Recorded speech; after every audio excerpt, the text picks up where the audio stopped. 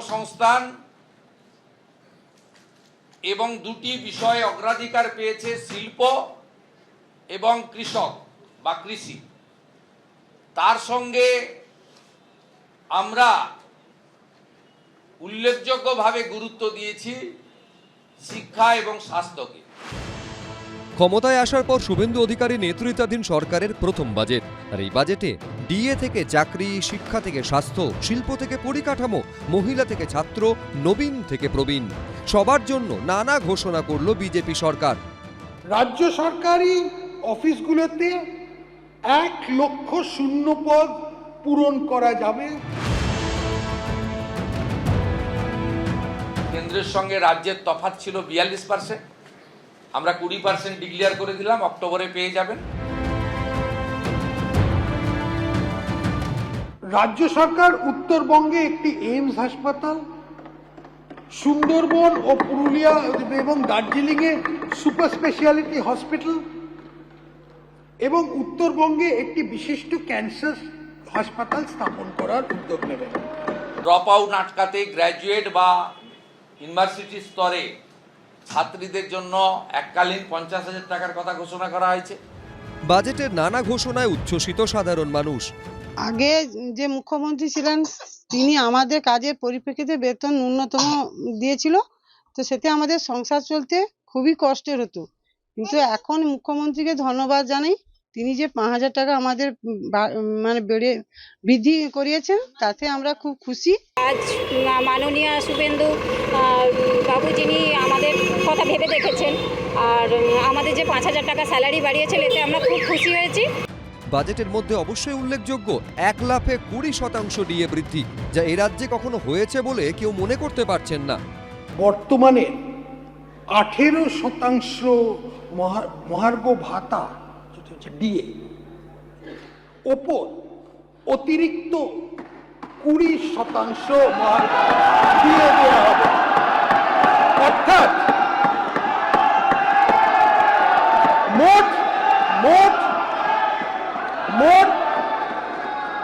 মোট ডিএ হার হবে 38%। বাকি যে গ্যাপ থাকলো 22%, সেটাও ধীরে ধীরে অপেক্ষা করুন আরেকটা বাজেট পর্যন্ত।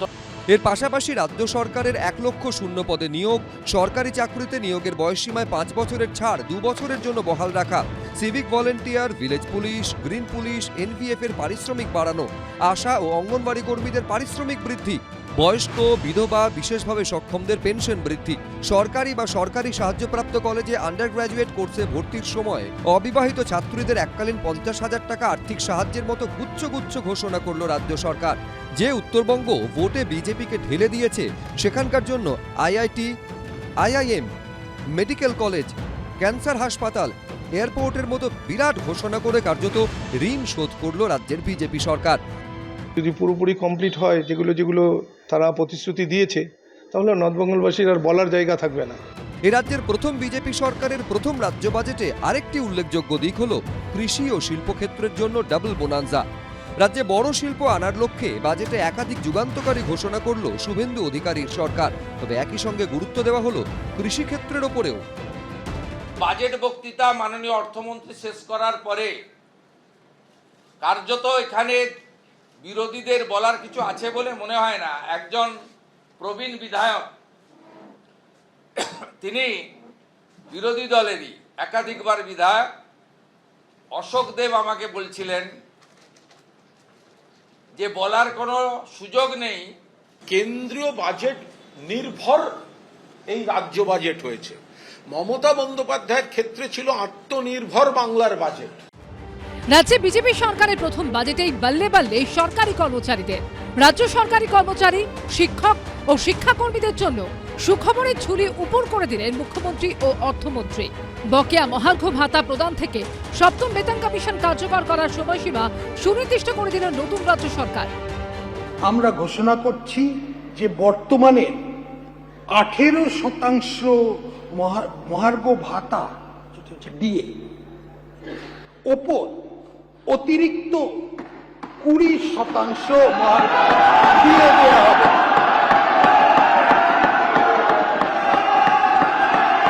মোট হার হবে 38%। এই ডিএনএস রিলিফের বৃদ্ধি 1 অক্টোবর 2026 থেকে কার্যকরী হবে। এবার থেকে 38% হারে ডিএ পাবেন রাজ্য সরকারি কর্মীরা। মিলবে আগামী অক্টোবর মাস থেকে। বর্তমানে সরকারি কর্মীরা 18% হারে মহার্ঘ ভাতা পান। বাজেটে 1 লাফে 20% ডিএ বাড়ানোর ঘোষণা করা হলো। প্রতিশ্রুতি দেওয়া এবং সেই প্রতিশ্রুতিকে বাস্তবায়িত করার দিকে একটা পদক্ষেপ বলতে পারি। আমরা খুশি যে বিরোধী দলনেতা থাকার সময় ভোটের পূর্বে তারা সংকল্পপত্রে যে কথাগুলো বলেছিলেন সেগুলোকে বাস্তবায়িত করার দিকে যাচ্ছেন। আমরা খুশি যে নতুন সরকার এসে পরে অন্তত কর্মচারীদের যে লড়াই তাকে স্বীকৃতি স্বরূপ এই ঘোষণা করেছেন। ক্ষমতায় এসে 7ম বেতন কমিশনে অনুমোদন দিয়েছে শুভেন্দু অধিকারীর নেতৃত্বাধীন সরকার। রাজ্য বাজেটে অর্থমন্ত্রী স্বপন দাশগুপ্ত ডিএ বাড়ানোর ঘোষণা করতেই পুজোর মাসে সেই টাকা রাজ্য সরকারি কর্মীদের অ্যাকাউন্টে পৌঁছে দেওয়ার কথা বললেন মুখ্যমন্ত্রী। কেন্দ্রের সঙ্গে রাজ্যের তফাৎ ছিল 42%, আমরা 20% ডিক্লেয়ার করে দিলাম, অক্টোবরে পেয়ে যাবেন। আপনারা এতদিন ধরে আপনাদের অনেক কথা বলেছেন, প্রাক্তন মুখ্যমন্ত্রী অপমান করেছেন, ভিক্ষা দেওয়ার মতো 2% 3% দিয়েছেন, কখনো বলেছেন ঘেউ ঘেউ করবেন না। আমি আপনাদের বন্ধু হিসেবে কথা দিচ্ছি যে আর কয়েকটা মাস সময় দেন, আপাতত 20% আপনাদের দিলাম, পুজোর মাসেই অ্যাকাউন্টে পেয়ে যাবেন। বাকি যে গ্যাপ থাকলো 22%, সেটাও ধীরে ধীরে ধীরে ধীরে অপেক্ষা করুন আরেকটা বাজেট পর্যন্ত, ডক্টর স্বপন দাশগুপ্তর আরেকটা বাজেট পর্যন্ত। কেন্দ্রীয় সরকারি কর্মচারীরা বর্তমানে 60% হারে ডিএ পান। 20% ডিএ বাড়ানোর ঘোষণায় রাজ্য কেন্দ্র ডিএর ফারাক কমে দাঁড়ালো 22%। 1 তারিখে বৈঠকে তিনি যে কথা বলেছিলেন যে চিরকুটে ডিএ দিয়ে অসম্মানিত করার মতো কাজ আমরা করব না, আপনাদের সম্মান রেখেই কাজ করা হবে, তবে একবারে সবটা দিতে পারবো না, আমাদেরকে সময় দিন, আমরা সমস্তটাই মিটিয়ে দেব। সেই প্রতিশ্রুতি পালনের পথে একটা বড় পদক্ষেপ তারা গ্রহণ করেছেন। অবসরপ্রাপ্ত রাজ্য সরকারি কর্মচারীরাও বর্ধিত হারে ডিএ পাবেন। এই সরকার কিন্তু চিন্তাভাবনা করে নেওয়া 20% দিয়ে দিল। এটা কিন্তু মানে জীবনে প্রথম, আমার চাকরি জীবনে আমি কোনোদিন দেখি নাই, আগে হয়েছে গেলে যাই না আমার। তাহলে 20% দিয়ে কিন্তু এটা হায়েস্ট, এটা আমাদের কাছে মানে অভূতপূর্ব যে 20% দিয়ে আমরা অবসরপ্রাপ্ত কর্মচারী, এই যে 20% ডিএটা আমাদের খুব সংসারে কাজে লাগবে। ডিএ বাড়ানোর ঘোষণা থেকে আশা করবে সিভিক ভলান্টিয়ারদের ভাতা বৃদ্ধি। বাজেটে একের পর এক গুরুত্বপূর্ণ ঘোষণা করলেন অর্থমন্ত্রী। স্টেট ট্রান্সপোর্ট কর্পোরেশনে নিযুক্ত কন্ডাক্টর পারিশ্রমিক বাড়িয়ে মাসে 16,000 টাকা করার প্রস্তাব করা হচ্ছে। সিভিক ভলান্টিয়ার, ভিলেজ পুলিশ ও গ্রিন পুলিশ কর্মীদের অগস্ট 2026 থেকে তাদের মাসিক পারিশ্রমিক 2,000 টাকা বাড়িয়ে দেওয়ার প্রস্তাব করা হচ্ছে। এছাড়া হোমগার্ড ও এনভিএফ কর্মীদের মাসিক পারিশ্রমিক 2,000 টাকা বৃদ্ধি করা হচ্ছে। অবসরপ্রাপ্ত সাংবাদিকের পেনশন মাসে 5,000 টাকা দেওয়া হবে। আমরা খুবই খুশি আছি, দাদা অনেক কিছু করেছেন, আস্তে আস্তে হবে, আমরা আশা করছি এই নতুন গভর্নমেন্ট থেকে। আগে থেকে তো একটু ভালো চলবে। আগে কত পেতে? আগে আমরা 10 পেতাম, এখন 2+ হবে, 12,000 হবে। এক্সপেকটেশনটা একটু বেশি ছিল, তবে সরকার যেটা ভেবে চিন্তা করেছে সেই ভালোই করেছে। আশা করি ভবিষ্যতে আরো একটু বাড়ানোর চেষ্টা করলে খুব ভালো হয়। রাজ্য বাইরে যেটা হয়েছে সেটা ভালোই হয়েছে। বাজেটও আমি দেখেছি সারাদিন ধরে, তারপরে ডিউটি আসছি, বাজেটে অনেক কিছু জিনিসই ভালো কিছু হয়েছে। আমাদের 2,000 টাকা যে বেড়েছে তাতে আমরা খুশি, কিন্তু আরেকটু কিছু বাড়লে আমাদের বাকি যে এগুলো ছিল চাহিদাগুলো, সেগুলোর দিকে একটুখানি দেখলে আমাদের খুব ভালো হবে। যেমন আমাদের মেডিক্লেম কিছু নেই, আমাদের প্রভিডেন্ট ফান্ড ইএসআই কিছু নেই, সেগুলোর দিকে যদি একটু সরকার দেখে তাহলে আমি অবশ্যই মনে করবো আরো কিছু ভালো হবে। রাজ্য বাজেটে আশাকর্মীদের অনেক দিনের আশাও পূরণ করলেন অর্থমন্ত্রী। অঙ্গনওয়াড়ি কর্মীদের এবং অঙ্গনওয়াড়ি সহায়িকাদের 6 বছরের নিচে শিশু, গর্ভবতী ও স্তন্যদায়ী মাদের পুষ্টির মাত্রা বাড়াতে প্রচুর অবদান রেখেছেন। আশা কর্মীরা প্রাথমিক স্তরে স্বাস্থ্য পরিষেবাকে মানুষের দরজায় পৌঁছে দিতে সাহায্য করেছে। এই সকল কর্মচারীদের গুরুত্বপূর্ণ পরিষেবাকে স্বীকৃতি দিতে আমি তাদের মাসিক সম্মানিক 5,000 টাকা দেব। 5,000 টাকা বাড়িয়েছে, আমি খুব খুশি। আর কারণ এতদিন ধরে আমরা যেভাবে নির্যাতিত হচ্ছিলাম, যেভাবে আমাদের ওপর কাজ চাপিয়ে দেওয়া হচ্ছিল, আমরা ঠিকঠাক তার পারিশ্রমিক পাচ্ছিলাম না। সেই জন্য আমরা খুব ক্ষুব্ধ ছিলাম। আজ মাননীয় শুভেন্দু বাবু যিনি আমাদের কথা ভেবে দেখেছেন আর আমাদের যে 5,000 টাকা স্যালারি বাড়িয়েছেন এতে আমরা খুব খুশি হয়েছি। খুব ভালো লাগছে, কারণ এর আগে আমরা যে বেতনটা পেতাম খুবই সামান্য, তো এই সরকার এসে যেটা করেছে খুবই ভালো লাগছে।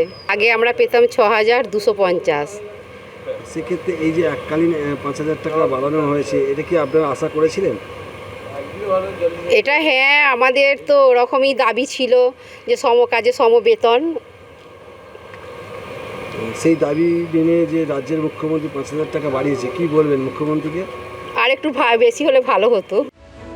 মিড ডে মিলের রাঁধুনিদের বেতন বৃদ্ধি হলো 1,000 টাকা করে। রাজ্য সরকারি কর্মচারীদের উদ্দেশ্যে ইঙ্গিতপূর্ণ মন্তব্য করেছেন মুখ্যমন্ত্রী।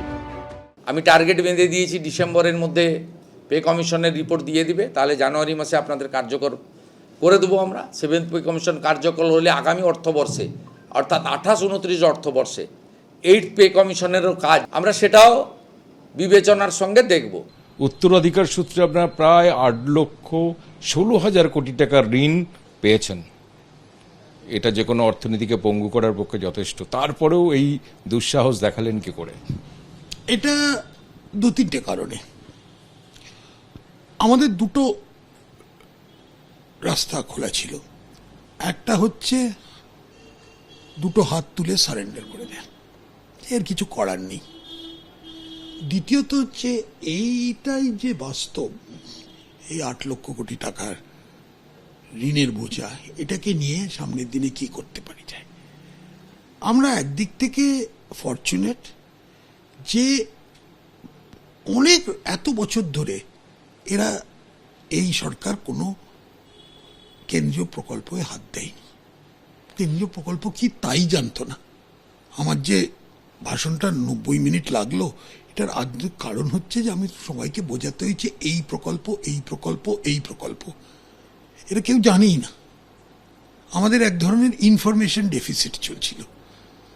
তো এটাতে হলো যে অনেক যে ধরনের আমরা এখন ডাবল ইঞ্জিন সরকার বলি, ডাবল ইঞ্জিন সরকারের মধ্যে অনেক রকমের টাকা পাওয়া যায়। কি ধরনের টাকা পাওয়া যায় তোমাদের মানে আমাদের কোনো মানে কল্পনার বাইরে। সেটা না, অত বলবো না ওইরকম ভাবে। আর এটা ইজি মানি নয়, এটার সঙ্গে একটা মানে দায়িত্ব আছে কতগুলো। তো প্রথম কথা ওইটা ছিল, সেটাতে একটা আমাদের একটা আস্থা দিল। দ্বিতীয়ত এক ধরনের রিস্কও আমরা নিয়েছি, যে রিস্কটা হচ্ছে যে সামনের দিনে আমরা একদম জিরো পরিকল্পনা আমাদের মানে একদম মানে আমরা ডিটারমিন্ড যে পশ্চিমবঙ্গকে একটা শিল্প ফেরত আনতে হবে। কোনো ধরনের এখানে কি বলবো, চাকরি বাকরি তো দূরের কথা, এটা হচ্ছে শিল্প ইনভেস্টমেন্ট এখান থেকে চলে গেছিল একদম টোটালি। লোকেরা বাইপাস করে চলে যেত পশ্চিমবঙ্গকে, কিন্তু সেটার কোনো কারণ নেই। এটার মেন কারণটা কি ছিল? এখানে কোনো পরিবেশ ছিল না। এখানে লোকেদের অনুমান ছিল যে এটা এই জায়গাটা হয়তো বড্ড ডিফিকাল্ট, এখানে কেউ কিছু কাজ করে না, এখানে লোকের বড্ড বেশি আন্দোলন করে, এই ধরনের সিন্ডিকেট, কাটমানি, সব ধরনের একটা রাজনৈতিক অস্থিরতা, তারপর ক্রিমিনাল একটা ব্যাপার হয়ে গেছে, এখানে থাকার দরকার নেই। তো আমাদের পরিবেশটা বদলাতে হবে, সেটা একটা রাজনৈতিক একটা পদক্ষেপ নিতে হচ্ছে। তো তার জন্যেও কিছু আমাদের পদক্ষেপ আমরা নিয়েছি। কিন্তু ওভারঅল যেটা হচ্ছে যে মানুষকে একটা আস্থা দিয়ে, মানে মানুষের মধ্যে এক ধরনের আত্মবিশ্বাস করে দেয়া, যাতে তারা লোকে বলতে পারে যে না, পশ্চিমবঙ্গ এখন is back, Paschimbanga is returned, we are part of the team. আমরা হাই ইনকাম থেকে, মিডল ইনকাম থেকে লো ইনকামে চলে গেছি।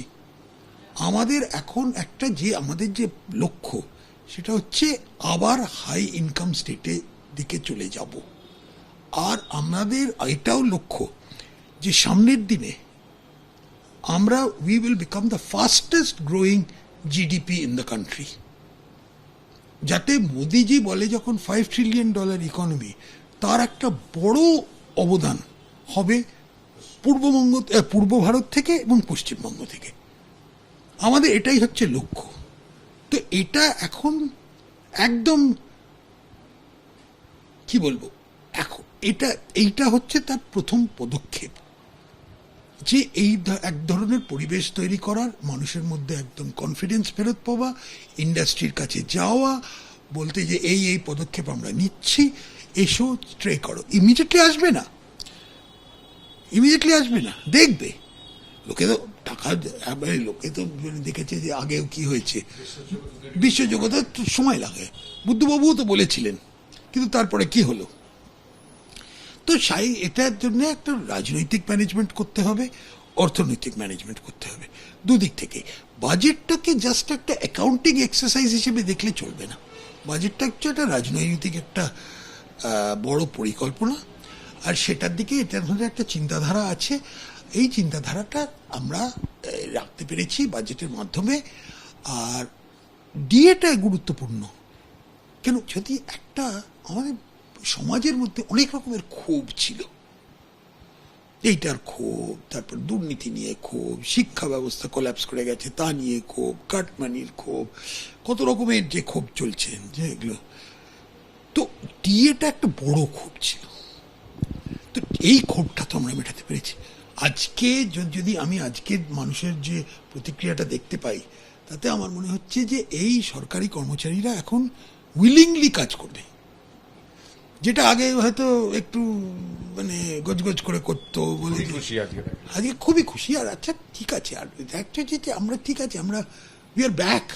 আর এটাও তারাও তো বাঙালি, বেশিরভাগই বাংলার বাসিন্দা, তারাও তো চায় যে একটা পশ্চিমবঙ্গটাকে একটা উন্নতি, একটা ভালো জায়গায় যাক। এবং মুখ্যমন্ত্রী তো প্রতিশ্রুতি দিয়েছেন যে আপনি আর একটা বাজেট করলে বাকিটাও ধীরে ধীরে মিটিয়ে দেওয়া হবে। আমরা সেটা করবো, উনি দিয়েছেন, তো ওটাকে আমাদের টার্গেট, ওটা করতেই হবে। একটা মানে যখন একটা টার্গেট যখন দেওয়া হয় করতে হবে, সেটাও একটা বড় ইনসেন্টিভ। আর এই মেটাবো কিরমভাবে মেটাবো, যদি অন্য জিনিসগুলো হয়, হ্যাঁ, আমরা যদি ইন্ডাস্ট্রি আনতে পারি, এই করবো, আর একটু পরিকাঠামো করতে পারি। ইন্ডাস্ট্রি আনতে কি করতে হবে, কটা যে এয়ারপোর্ট লাগবে, কটা রাস্তা ঠিক করতে হবে, ডাংকুনি টু লুধিয়ানা যে লিঙ্ক রোডটা যেটা বন্ধ হয়ে আছে, মানে শেষ হয়নি, সেগুলো ল্যান্ড অ্যাকুইজিশন করতে হবে। এইসবগুলো, এই প্রজেক্টগুলোর দিকে এখন সামনের দিনে আমরা মানে পুরো দমে আমাদের দৌড়তে হবে। আজকে তো বাজেটটা তো ইজি, একদিক থেকে দেখতে গেলে বাজেটে তো একটা ভাষণ দিয়ে দিলাম 90 মিনিট, ওটাকে বাস্তবায়ন করা এখন করতে হবে। মানুষকে সব জায়গায় প্ল্যানিং করতে হবে, সব জায়গায় ছোট ছোট প্ল্যানগুলো করতে হবে, সব কটা ডিপার্টমেন্ট যাতে কাজ করে সেটা দেখতে হবে। তাছাড়া হচ্ছে যে অনেকগুলো যে পরিকল্পনা আমরা বলেছি যে সিঙ্গেল উইন্ডো ক্লিয়ারেন্স, তার কি হবে, ইন্ডাস্ট্রিয়াল পলিসি সেটা কিরকম হবে, সেই সবগুলো এখন ওগুলোও তো তারও তো একটা মানে টাইটেলটা দিয়েছি, এখন ওই বইটার ভেতরে কি থাকবে সেগুলো তো চিত্রনাট্যটা লিখতে, হ্যাঁ, চিত্রনাট্যটা লিখতে হবে। কলেজ বিশ্ববিদ্যালয় থেকে প্রতি বছর হাজার হাজার স্নাতকোত্তর পাশ ছেলে মেয়ে বেরোচ্ছে, কিন্তু চাকরি কোথায়, কর্মসংস্থান কোথায়, কাজ কোথায়, সম্মানের সঙ্গে বেঁচে থাকার অধিকার কোথায়, বেকারত্ব সমস্যা কমছে না কেন? এইসব প্রশ্ন দীর্ঘদিনের, বছরের পর বছরের, যুগের পর যুগের। এই পরিস্থিতিতে বাজেটে ঘোষণা করা হলো সরকারি চাকরিতে 1 লক্ষ শূন্য পদে কর্মী নিয়োগ করা হবে। এছাড়াও সরকারি চাকরিতে আবেদনের ক্ষেত্রে বয়সের ঊর্ধ্বসীমায় ছাড়, মহিলাদের জন্য সরকারি চাকরিতে সংরক্ষণ থেকে অগ্নিবীরদের জন্য বিশেষ কোটার ঘোষণা, পার্শ্ব শিক্ষক থেকে civic volunteer, green police, anganwadi, ASHA কর্মীদের মাইনে বাড়ানোরও সুখবর দেওয়া হলো বাজেটে। রাজ্য সরকারি অফিসগুলোতে 1 লক্ষ শূন্য পদ পূরণ করা যাবে, যার 33% মহিলাদের জন্য সংরক্ষিত থাকবে।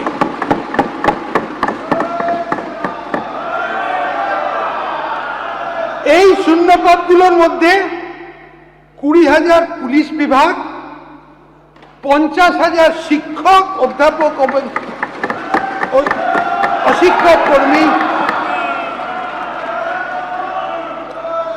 1,000 ইস্টার্ন ফ্রন্টিয়ার রাইফেলস এবং বাকি অনেক সরকারি নিয়োগ করা হবে। যেখানে প্রযোজ্য সেখানে 10% অগ্নিবীরদের জন্য সংরক্ষিত থাকবে। স্বচ্ছ নিয়োগ প্রক্রিয়ার আশ্বাস দিলেন মুখ্যমন্ত্রী। এই অর্থবর্ষে 1 লক্ষ নতুন নিয়োগ হবে। বাজেট বক্তৃতায় অর্থমন্ত্রী বলেছেন, নিয়োগে কোনো রাজনৈতিক লোক নিয়োগ কমিটিতে থাকছে না, ইউপিএসসি কে ফলো করবে পশ্চিমবঙ্গ সরকার। এবং আজকে যে চাকরির দুর্নীতি হয়েছে, সেই দুর্নীতির হাত থেকে আগামী দিনে আগামী প্রজন্ম বেকার যুবক যুবতীরা রক্ষা পাবে। এটি একটি বড় দিক। ফ্রিবিজ থেকে তো চাকরিটা বা কর্মসংস্থান বা অন্য কোনো যে স্টুডেন্টগুলো পরবর্তীকালে নিজের পায়ে দাঁড়াতে পারে, সেটা অনেকটা বেটার। বেকার জিনিসটা যেটা যতটা কমবে ততটাই তো ওভারঅল গ্রোথ হবে একটা স্টেটের। এটা তো আমাদের পক্ষে খুবই ভালো, যারা আপকামিং জেনারেশন আমাদের বয়স। আজকে ওয়েস্ট বেঙ্গলে লাস্ট 15 বছর ধরে চাকরির খুব অভাব, এমপ্লয়মেন্ট অনেক জনের কাছে নেই। আজকে যদি সত্যি এটা হয়, আমাদের রাজ্য সরকার ভরসা যেটা দিয়েছে সেটা যদি পূর্ণ হয়, তাহলে আমাদের খুব খুশি হব, স্টুডেন্টদের জন্য খুব ভালো হবে এটা। সরকারি চাকরিতে নতুন নিয়োগের 33% পদ মহিলাদের জন্য সংরক্ষিত থাকবে। সরকারি চাকরিতে যত নিয়োগ হবে তার অর্ধেকই শিক্ষাক্ষেত্রে। সরকারি পদে নিয়োগের ক্ষেত্রে বয়সের ঊর্ধ্বসীমায় ইতিমধ্যেই 5 বছর ছাড় দেওয়া হয়েছে। এবার এই বয়সের ঊর্ধ্বসীমায় ছাড়ের সুবিধে পরবর্তী 2 বছরের জন্য বহাল থাকবে। সরকারি পদে নিয়োগের জন্য বয়সের ঊর্ধ্বসীমা ইতিমধ্যে 5 বছর ছাড় দেওয়া হবে। এই সুবিধা পরবর্তী 2 বছরের জন্য বহাল থাকবে। সরকারি নিয়োগকারী বিভিন্ন সংস্থাকে ইউপিএসসির ধাঁচে একটি প্রাতিষ্ঠানিক কাঠামোর মধ্যে আনা হবে। আরও 5 বছর বাড়ানো হলো, আরও সুযোগ 5 বছর পাবো।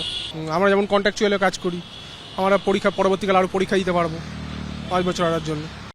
সরকারি চাকরিতে 1 লক্ষ শূন্য পদে নিয়োগ, অর্ধেক শুধু শিক্ষাক্ষেত্রেই। 1 লক্ষ নিয়োগের মধ্যে 33% মহিলাদের জন্য সংরক্ষিত। কর্মসংস্থানের লক্ষ্যে বাজেটে এরকমই নানা গুরুত্বপূর্ণ ঘোষণার পাশাপাশি যোগ্য ও শিক্ষিত বেকারদের জন্য ভাতার পরিমাণও দ্বিগুণ করল রাজ্যের নতুন বিজেপি সরকার। যোগ্য শিক্ষিত বেকার যুবকদের মাসিক ভাতা দেওয়ার উদ্দেশ্য অক্টোবর 2026 থেকে ভরসা কর্মসূচি চালু করা হবে। সোমবার প্রথম বিজেপি সরকারের প্রথম বাজেটে শিক্ষিত বেকারদের ভাতা দিতে ভরসা প্রকল্প, প্রতিযোগিতামূলক পরীক্ষার প্রস্তুতি নেওয়া ছাত্রছাত্রীদের এককালীন অর্থ সাহায্য এবং কলেজ বিশ্ববিদ্যালয়ের মেধাবী ছাত্রছাত্রীদের টিউশন ফি ছাড়, স্বাস্থ্য বিমার মতো ঘোষণা করলেন অর্থমন্ত্রী। বিধানসভা ভোটের আগে ভোট অন অ্যাকাউন্টে বেকারদের জন্য মাসিক 1,500 টাকা ভাতা দেওয়ার যুবসাথী প্রকল্পের ঘোষণা করেছিল আগের তৃণমূল সরকার। ক্ষমতা এলে সেই ভাতা দ্বিগুণ করা হবে বলে প্রতিশ্রুতি দিয়েছিল বিজেপি। সোমবার ক্ষমতায় আসার পর প্রথম বাজেটে সেই ঘোষণা করলেন অর্থমন্ত্রী। নতুন প্রকল্পের নাম হলো ভরসা কর্মসূচি। তৈরি হলো মাসিক 3,000 ও 2,000 টাকা ভাতা দেওয়ার স্ল্যাব। তবে এই ভরসা প্রকল্পে ভাতা পাওয়ার ক্ষেত্রে কিছু শর্ত রয়েছে। বাজেটে ঘোষণা অনুযায়ী যেসব পরিবারের আয় মাসে 1 লক্ষ টাকার কম এবং অন্য কোনো সামাজিক সুরক্ষা প্রকল্পের সুবিধা নিচ্ছেন না, সেই সব পরিবারের সদস্যরাই এই প্রকল্পের সুবিধা পাবেন। 21 থেকে 45 বছর বয়সী যোগ্য শিক্ষিত বেকার যুবকদের মাসিক ভাতা দেওয়ার উদ্দেশ্য অক্টোবর 2026 থেকে ভরসা কর্মসূচি চালু করা হবে। এই স্কিমে গ্র্যাজুয়েট বেকারদের জন্য 3,000 টাকা, অন্যদের মাসে 2,000 টাকা ভাতা দেওয়া হবে। আমার যুবক ভাইরা, আপনাদের জন্য আমরা আছি। 3,000 টাকা করে অক্টোবর মাস থেকে পাবেন গ্র্যাজুয়েট যুবকরা। আর যারা গ্র্যাজুয়েট নন, যারা ন্যূনতম শিক্ষা বা একটা শিক্ষা নিয়েছেন তার পূর্ণাঙ্গ গাইডলাইন আমরা বের করব, তারা 2,000 টাকা করে পাবেন। এক্ষেত্রে বাজেট বইতে যেটা আছে সেটা হচ্ছে মাসে যারা 1 লক্ষ টাকার বেশি রোজগার করেন, ইনকাম ট্যাক্স পেই, তারাই এই সুযোগ পাবেন না, এটা বছরে নয়। এটা ক্লিয়ার করতে চাই। ইনি জয়ন্ত পাল, বয়স 40 ছুঁই। বাঁকুড়ার লালবাজার এলাকার বাসিন্দা জয়ন্ত ক্লাস 11 পর্যন্ত পড়াশোনা করেছেন। অভাবের তাড়নায় মাঝপথেই ছাড়তে হচ্ছে স্কুল। বর্তমানে পেট চালাতে যেদিন যেমন কাজ পান তেমনই করেন। হ্যাঁ, এই টাকা পাওয়ার পরে চাকরি নিশ্চয়ই অ্যাপ্লাই করতে পারবো। আর আশা করছি, মুখ্যমন্ত্রী বলেছেন যে 1 লক্ষ বেকারের কর্মসংস্থান হবে। আজকে বাজেটে দেখলাম, আশা করছি চাকরি অ্যাপ্লাই করলে নিশ্চয়ই চাকরি হবে, অনেকটা মেকআপ হবে, অনেকটা। অবশ্যই 3,000 টাকা করে আমাদের সবাইকে কাজে লাগবে। আর যারা এইচএস পাস বা মাধ্যমিক পাস করে আছে তাদের জন্য 2,000 টাকা দেওয়া হচ্ছে। একদম যে তাদেরকে ফিরে দেওয়া হচ্ছে তা না, কিন্তু যেটা দেওয়া হচ্ছে আমার মনে হচ্ছে সময় যাবে। আমি অনেকটাই খুশি হয়েছি। আগামী দিনে শিক্ষার পাঠ শেষ করে যারা কর্মসংস্থানের লক্ষ্যে ঝাঁপাতে চলেছেন, অর্থাৎ যারা বিভিন্ন প্রতিযোগিতামূলক পরীক্ষা দিচ্ছেন, তাদের জন্য এদিন এককালীন অর্থ সাহায্যের ঘোষণা করেছেন অর্থমন্ত্রী। সরকারি ও সরকারি পোষিত কলেজে ছাত্রছাত্রী যারা প্রতিযোগিতামূলক পরীক্ষার প্রস্তুতি নিচ্ছে, তাদের এককালীন 30,000 টাকার আর্থিক সাহায্য দেওয়া হবে। এছাড়াও মেধাবী পড়ুয়াদের জন্য আরও একটি বিশেষ ঘোষণা করা হয়েছে বাজেটে।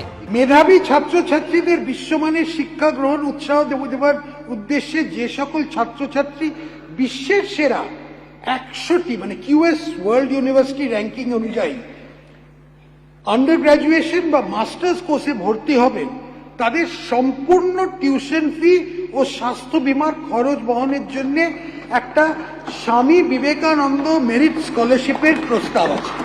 আন্তর্জাতিক স্তরের পাশাপাশি জাতীয় স্তরের শিক্ষা প্রতিষ্ঠানের পড়ুয়াদের জন্য রয়েছে আর্থিক সহায়তার ঘোষণা।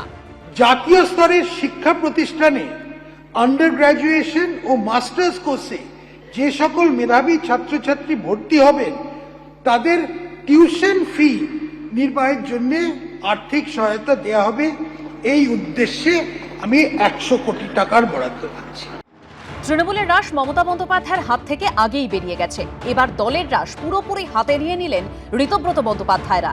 সামনে এলো নতুন তৃণমূল, তৈরি হলো নতুন জাতীয় কর্মসমিতি, যেখানে মমতা বন্দ্যোপাধ্যায় কিংবা অভিষেক বন্দ্যোপাধ্যায়ের নামই নেই।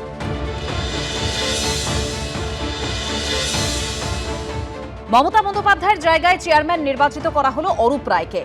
যে মঞ্চ থেকে আমরা দাঁড়িয়ে রয়েছি, এই মঞ্চেই হচ্ছে সমস্ত তৃণমূল কংগ্রেসের যারা নেতারা রয়েছেন তারা এখানে ছিলেন, এবং এখানে লোগো রয়েছে তৃণমূল কংগ্রেসের, অল ইন্ডিয়া তৃণমূল কংগ্রেস রয়েছে, কিন্তু এখানে কোথাও মমতা বন্দ্যোপাধ্যায় বা অভিষেক বন্দ্যোপাধ্যায়ের ছবি নেই। আজকে সর্বসম্মতিতে এই স্পেশাল সেশন থেকে শ্রী অরূপ রায় অল ইন্ডিয়া তৃণমূল কংগ্রেসের চেয়ারপারসন নির্বাচিত হয়েছেন। এছাড়াও আরও 29 জন যাদের নিয়ে ন্যাশনাল ওয়ার্কিং কমিটি গঠিত হয়েছে। যে মমতা বন্দ্যোপাধ্যায় 1998 সালে তৃণমূল কংগ্রেস তৈরি করেছিলেন, সোমবার ঋতব্রত তৃণমূলের তৈরি করা জাতীয় কর্মসমিতিতে জায়গাই পেলেন না তিনি। যে অভিষেক বন্দ্যোপাধ্যায় তৃণমূলের সর্বভারতীয় সাধারণ সম্পাদক ছিলেন, উল্লেখ নেই তাঁরও। ঋতব্রত বন্দ্যোপাধ্যায় স্পষ্টই বুঝিয়ে দিলেন তাঁদের নতুন তৃণমূলে মমতা বন্দ্যোপাধ্যায়ের ভূমিকা স্রেফ আলংকারিক। আমি তো এর ক্যাটেগরিক্যালি আমরা বলেছি, আমরা এর আগেও পরিষদীয় দল বলেছি যে উনি প্রধান পরামর্শদাতা হিসেবে আমাদের যদি পরামর্শ দিতে চান, আমরা ওনাকে স্বাগত জানাবো। অভিষেক বন্দ্যোপাধ্যায় সম্পর্কে ঋতব্রত বন্দ্যোপাধ্যায়ের মুখে বারবার শোনা গেল চূড়ান্ত তাচ্ছিল্য। কে অভিষেক? যাকে লোকে চোরপিটুনি দিয়েছে, সময় নষ্ট করে লাভ নেই। এই চাটন ঋতু একটা সিপিএম থেকে লাথি খাওয়া মাল, তাকে অভিষেক ব্যানার্জি দয়া করে পায়ের কাছে আশ্রয় দিয়েছিল। এরা এর মায়ের পিঠে ছুরি মারতে পারে। এর পরের পদক্ষেপ কি তাহলে দলের নাম ও প্রতীক দাবি? নির্বাচন কমিশনকে জানাবো। টেকনিক্যাল কারণ ছিল, সেই জন্যই করতে হয়েছে। যারা একসময় মমতা বন্দ্যোপাধ্যায়ের কিচেন ক্যাবিনেটের সদস্য ছিলেন, সর্বক্ষণ তাঁকে ঘিরে রাখতেন, তারাও পাকাপাকিভাবে নাম লেখালেন ঋতব্রত বন্দ্যোপাধ্যায়ের শিবিরে। আজকে সর্বসম্মতিতে এই স্পেশাল সেশন থেকে ইতিমধ্যেই আপনাদের আমি বলেছি যে শ্রী অরূপ রায় অল ইন্ডিয়া তৃণমূল কংগ্রেসের চেয়ারপারসন নির্বাচিত হয়েছেন। এছাড়াও আরও 29 জন যাদের নিয়ে ন্যাশনাল ওয়ার্কিং কমিটি গঠিত হয়েছে।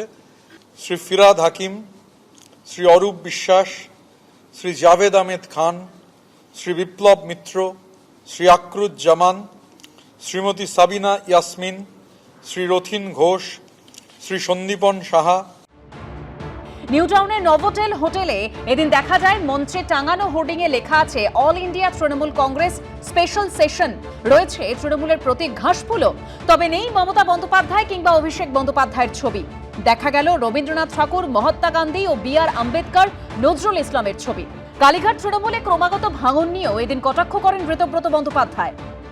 যার নাম ঘোষণা হচ্ছে বিভিন্ন জায়গায়, মানে যাদের নাম ঘোষণা হচ্ছে তারা তার আগেই অন্যত্র চলে যাচ্ছেন, পরের দিন সকালবেলা রেজিগনেশন দিচ্ছেন। এর মধ্যে একজন সো কল্ড জাতীয় কর্মসমিতির বলে যেটাকে বলা হচ্ছে, তার একজন গুরুত্বপূর্ণ সদস্য রেজিগনেশন দিয়েছেন। কালকে বিধানসভায় তিনি আসবেন। রাষ্ট্র সভাপতি যিনি ছিলেন তার ছেলে আপনাদের বৈঠকে এখানে উপস্থিত হয়েছে। হ্যাঁ, অনেকটা মিউজিক্যাল চেয়ারের মতো। আপনি হয়তো বলছেন যে এই নিজেই আপনি বললেন ছিলেন, তার মানে কি এখন নেই? নিশ্চিতভাবে আগামী দিনের যে লড়াইয়ের কথা অরূপদা বললেন, সেই লড়াইয়ে সৌরভও গুরুত্বপূর্ণ ভূমিকা পালন করবে। কোষাধ্যক্ষ পরিচয় দিয়ে চিঠিতে তৃণমূল কংগ্রেসের অ্যাকাউন্টে লেনদেন বন্ধ করার জন্য আবেদন জানিয়ে অরূপ বিশ্বাসের চিঠি ঘিরে আগেই তোলপাড় পড়ে গেছিল। তা নিয়েও বড় পদক্ষেপের ঘোষণা করেছেন ব্রতব্রত বন্দ্যোপাধ্যায়। তদন্তের জন্য আমাদের একাধিক এমএলএ তারা কমপ্লেন দায়ের করেছেন। অরূপবাবু তো করেছেনই, অরূপবাবু তো আমাদের এখানে, অরূপ বিশ্বাস অন্যতম সহসভাপতি।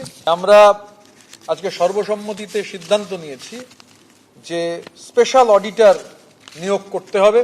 আমরা যা নিয়ম আছে, নর্মস আছে, রেগুলেশনস আছে, রুলস আছে, হুইমস অ্যান্ড ফ্যান্সিতে হচ্ছে কোনো স্ট্রাকচার চলে না, কোনো কাঠামো চলে না। মানে হুইমস অ্যান্ড, এটা মগের মুলুক নয়, মানে শিব ঠাকুরের আপন দেশে আইন কানুন সর্বনেশে, যেহেতু এটা নয়। কত বড় গদ্দার বেঈমান হলে পার্টির অ্যাকাউন্ট নিয়ে চিঠি দিয়েছে, সেই অ্যাকাউন্টের টাকায় নিজেরা নির্বাচন করেছে। পার্টির যে অ্যাকাউন্ট সিজ করার জন্য পুলিশকে চিঠি দিয়েছে, আর তুই নিজে 1 মাস আগে সেই টাকা 25 লাখ নিয়ে তুই নির্বাচন করছিস, তারা সাধু সাজছে। দলের অন্দরেই বিদ্রোহে তৃণমূল টুকরো টুকরো হয়ে গেছে। দলের রাশ মমতা বন্দ্যোপাধ্যায় ও অভিষেক বন্দ্যোপাধ্যায়ের হাত থেকে বেরিয়ে গেছে। সোমবার সন্ধ্যায় কার্যত তৃণমূল কংগ্রেসের দখল নিয়ে নিল ব্রতব্রত বন্দ্যোপাধ্যায়ের নেতৃত্বাধীন বিদ্রোহীরা।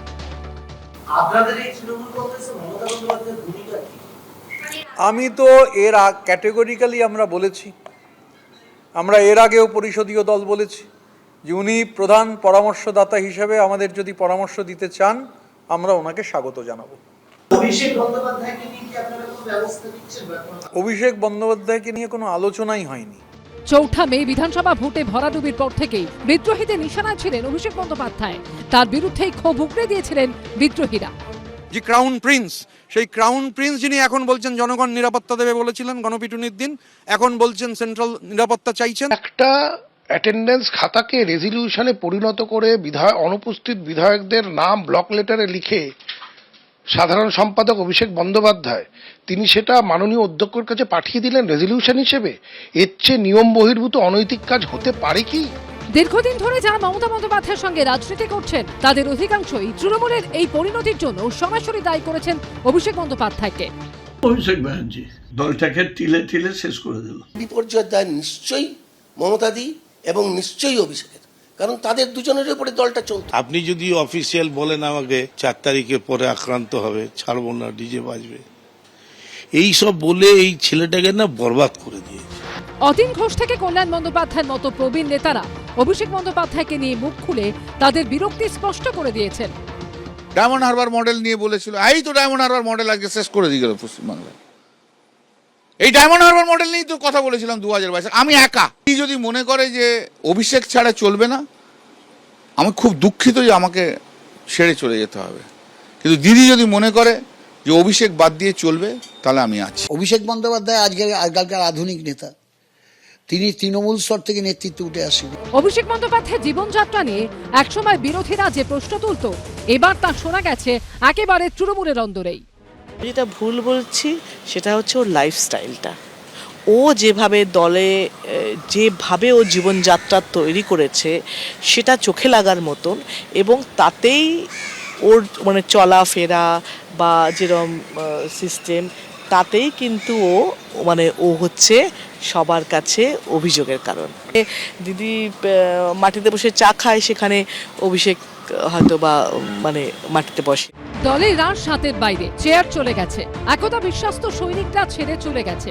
ভোটে হারার পর মমতা বন্দ্যোপাধ্যায় এখন যথার্থ একা, নিঃসঙ্গ, সর্বহারা। তার তৈরি করা দলের রাশ সোমবার নিয়েই নিল ব্রতব্রত বন্দ্যোপাধ্যায় নেতৃত্বাধীন বিদ্রোহীরা, যারা নিজেদের আসল তৃণমূল বলে ঘোষণা করে দিলেন। আমরা তৃণমূল কংগ্রেস, যারা একসময় মমতা বন্দ্যোপাধ্যায়ের কিচেন ক্যাবিনেটের সদস্য ছিলেন। একটা সময় মমতা বন্দ্যোপাধ্যায়ের পাশে যাদের দেখা যেত, তারাই এখন বিদ্রোহী শিবিরে। সোমবার নিউ টাউনের হোটেলে তৃণমূল কংগ্রেসের স্পেশাল সেকশনে যে কমিটি তৈরি হলো, সেখানে সহসভাপতি নির্বাচিত হয়েছেন ফিরহাদ হাকিম এবং অরূপ বিশ্বাস, অর্থাৎ একদা মমতা বন্দ্যোপাধ্যায়ের দুপাশে থাকা 2 সৈনিক। ন্যাশনাল ওয়ার্কিং কমিটি 4 জনকে সহসভাপতির দায়িত্ব দিয়েছে। সহসভাপতিরা হচ্ছেন শ্রী ফিরহাদ হাকিম, শ্রী অরূপ বিশ্বাস, শ্রী রথিন ঘোষ এবং শ্রীমতী সাবিনা ইয়াসমিন। যে ফিরহাদ হাকিম প্রায় মমতা বন্দ্যোপাধ্যায়ের ঘরের লোক ছিলেন, যে ফিরহাদ হাকিমের ওপর মমতা বন্দ্যোপাধ্যায় নিজের কেন্দ্রে প্রচারের দায়িত্ব অব্দি দিয়েছিলেন, তিনি কলকাতার মেয়র পদে ইস্তফার পরেই বিধানসভায় ঋতব্রত বন্দ্যোপাধ্যায়ের সঙ্গে বৈঠক করেছিলেন। এরপর গত শুক্রবার তাকে দেখা গেছিল বিধানসভায় বিদ্রোহী তৃণমূল বিধায়কদের প্রশিক্ষণ দিতে। মমতা বন্দ্যোপাধ্যায়ের আরেক বিশ্বস্ত সৈনিক অরূপ বিশ্বাসও সম্প্রতি কালীঘাট তৃণমূলের ওপর চাপ বাড়িয়েছেন। তিনি HDFC ব্যাংকের সেন্ট্রাল প্লাজা শাখায় চিঠি দিয়ে অবিলম্বে লেনদেনে হ্রাস টানতে বলেন, যার পর তৃণমূলের 3টে অ্যাকাউন্টে ডেবিট ফ্রিজ করে ব্যাংক, অর্থাৎ অ্যাকাউন্ট থেকে টাকা তোলা বন্ধ করে দেওয়া হয়। এবার ঋতব্রত বন্দ্যোপাধ্যায়ের আসল তৃণমূলের সহসভাপতির চেয়ারে বসলেন সেই ফিরহাদ হাকিম এবং অরূপ বিশ্বাস। বামফ্রন্টের মৃত্যুঘণ্টা কার্যত 2011 সালে নেত্রী বাজালেন। তো এখন যখন প্রায় মনে হচ্ছে যে দলটার মৃত্যুঘণ্টার আওয়াজ শোনা যাচ্ছে, এমন ভাঙনের শব্দ এত তীব্র হচ্ছে, সেই মুহূর্তে এই ভাঙনের জন্য আপনি কাকে দায়ী করছেন? একমাত্র মমতা বন্দ্যোপাধ্যায়? মমতা ব্যানার্জি। আচ্ছা, মমতা ব্যানার্জি এই জন্য আমি বলছি, দেখুন শুভেন্দু অধিকারী কতগুলো জিনিস আমি বলছি, আমাকে একটু বলার সময় দেবেন। এই যে যুবা তৈরি হলো, যুব কংগ্রেসের প্রেসিডেন্ট আমাদের শুভেন্দু অধিকারী ছিল। এই লোকটা সুপরিকল্পিতভাবে যুবা তৈরি করে দিল, দিয়ে একটা ডিভিশন ক্রিয়েট করল। করার পরে কিছু দিনের জন্য সৌমিত্র খাঁকে প্রেসিডেন্ট করলো, তারপরে অভিষেককে। একদম আপনারা বলছেন অভিষেক অভিষেক অভিষেক, অভিষেক তো অল্প বয়সের ছেলে। আমার বাড়ির ছেলেকে যদি উচিত শিক্ষা না দিই, না বোঝাই, আপনি আপনার বাড়ির ছেলেকে একটু ভালো মানুষ তৈরি করবেন। পলিটিশিয়ানের ছেলে পলিটিক্স করবেন তা তো হয় না। হতে পারে উকিলের ছেলে উকিল হবে, জজের ছেলে জজ হবে, এটা হয়। আমার বাড়িতে বর্ণপরিচয়ের মানে ভুবনের গল্প মনে করিয়ে দিয়েছেন, আমি বুঝেছি। হ্যাঁ, তো কিন্তু আমি বলছি আপনার দল ছাড়ার পেছনে কি শুধুই অভিমান? না না না না, অভিমান না। আমি অনেকগুলো জিনিস আপনাকে বলছি যেটা মনের দাগ কেটেছে, হেরে গেছে কিছু না।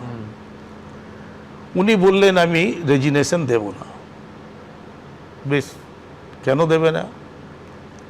আমাদের জোর করে হারিয়ে দিয়েছে, 100টা সিটের কারচুপি হয়েছে, এজেন্টদের তুলে দিয়েছে। ভালো করে শুনবেন কথাগুলো। তো রেজিগনেশন দিলেন না, এই সরকারকে মানবে না। তাহলে উনি যদি রেজিগনেশন দিলেন, নির্বাচন ঠিক নয়, এই সরকারকে মানবে না, তাহলে আমাদের এমএলএরা গিয়ে শপথ নিল কেন? কোনটা ঠিক? তাহলে বিরোধী দল হলো কেন? তাহলে উনি তো যখন রেজিগনেশন দিলেন না, ওনার তো বামফ্রন্টকে অনুসরণ করা দরকার ছিল। 1972 সালে বামফ্রন্ট বলেছিল ভোট চুরি করে জিতেছে, 5 বছর বিধানসভায় যায়নি, বিধানসভা বয়কট করে, তাহলে তো ম্যাচ করত।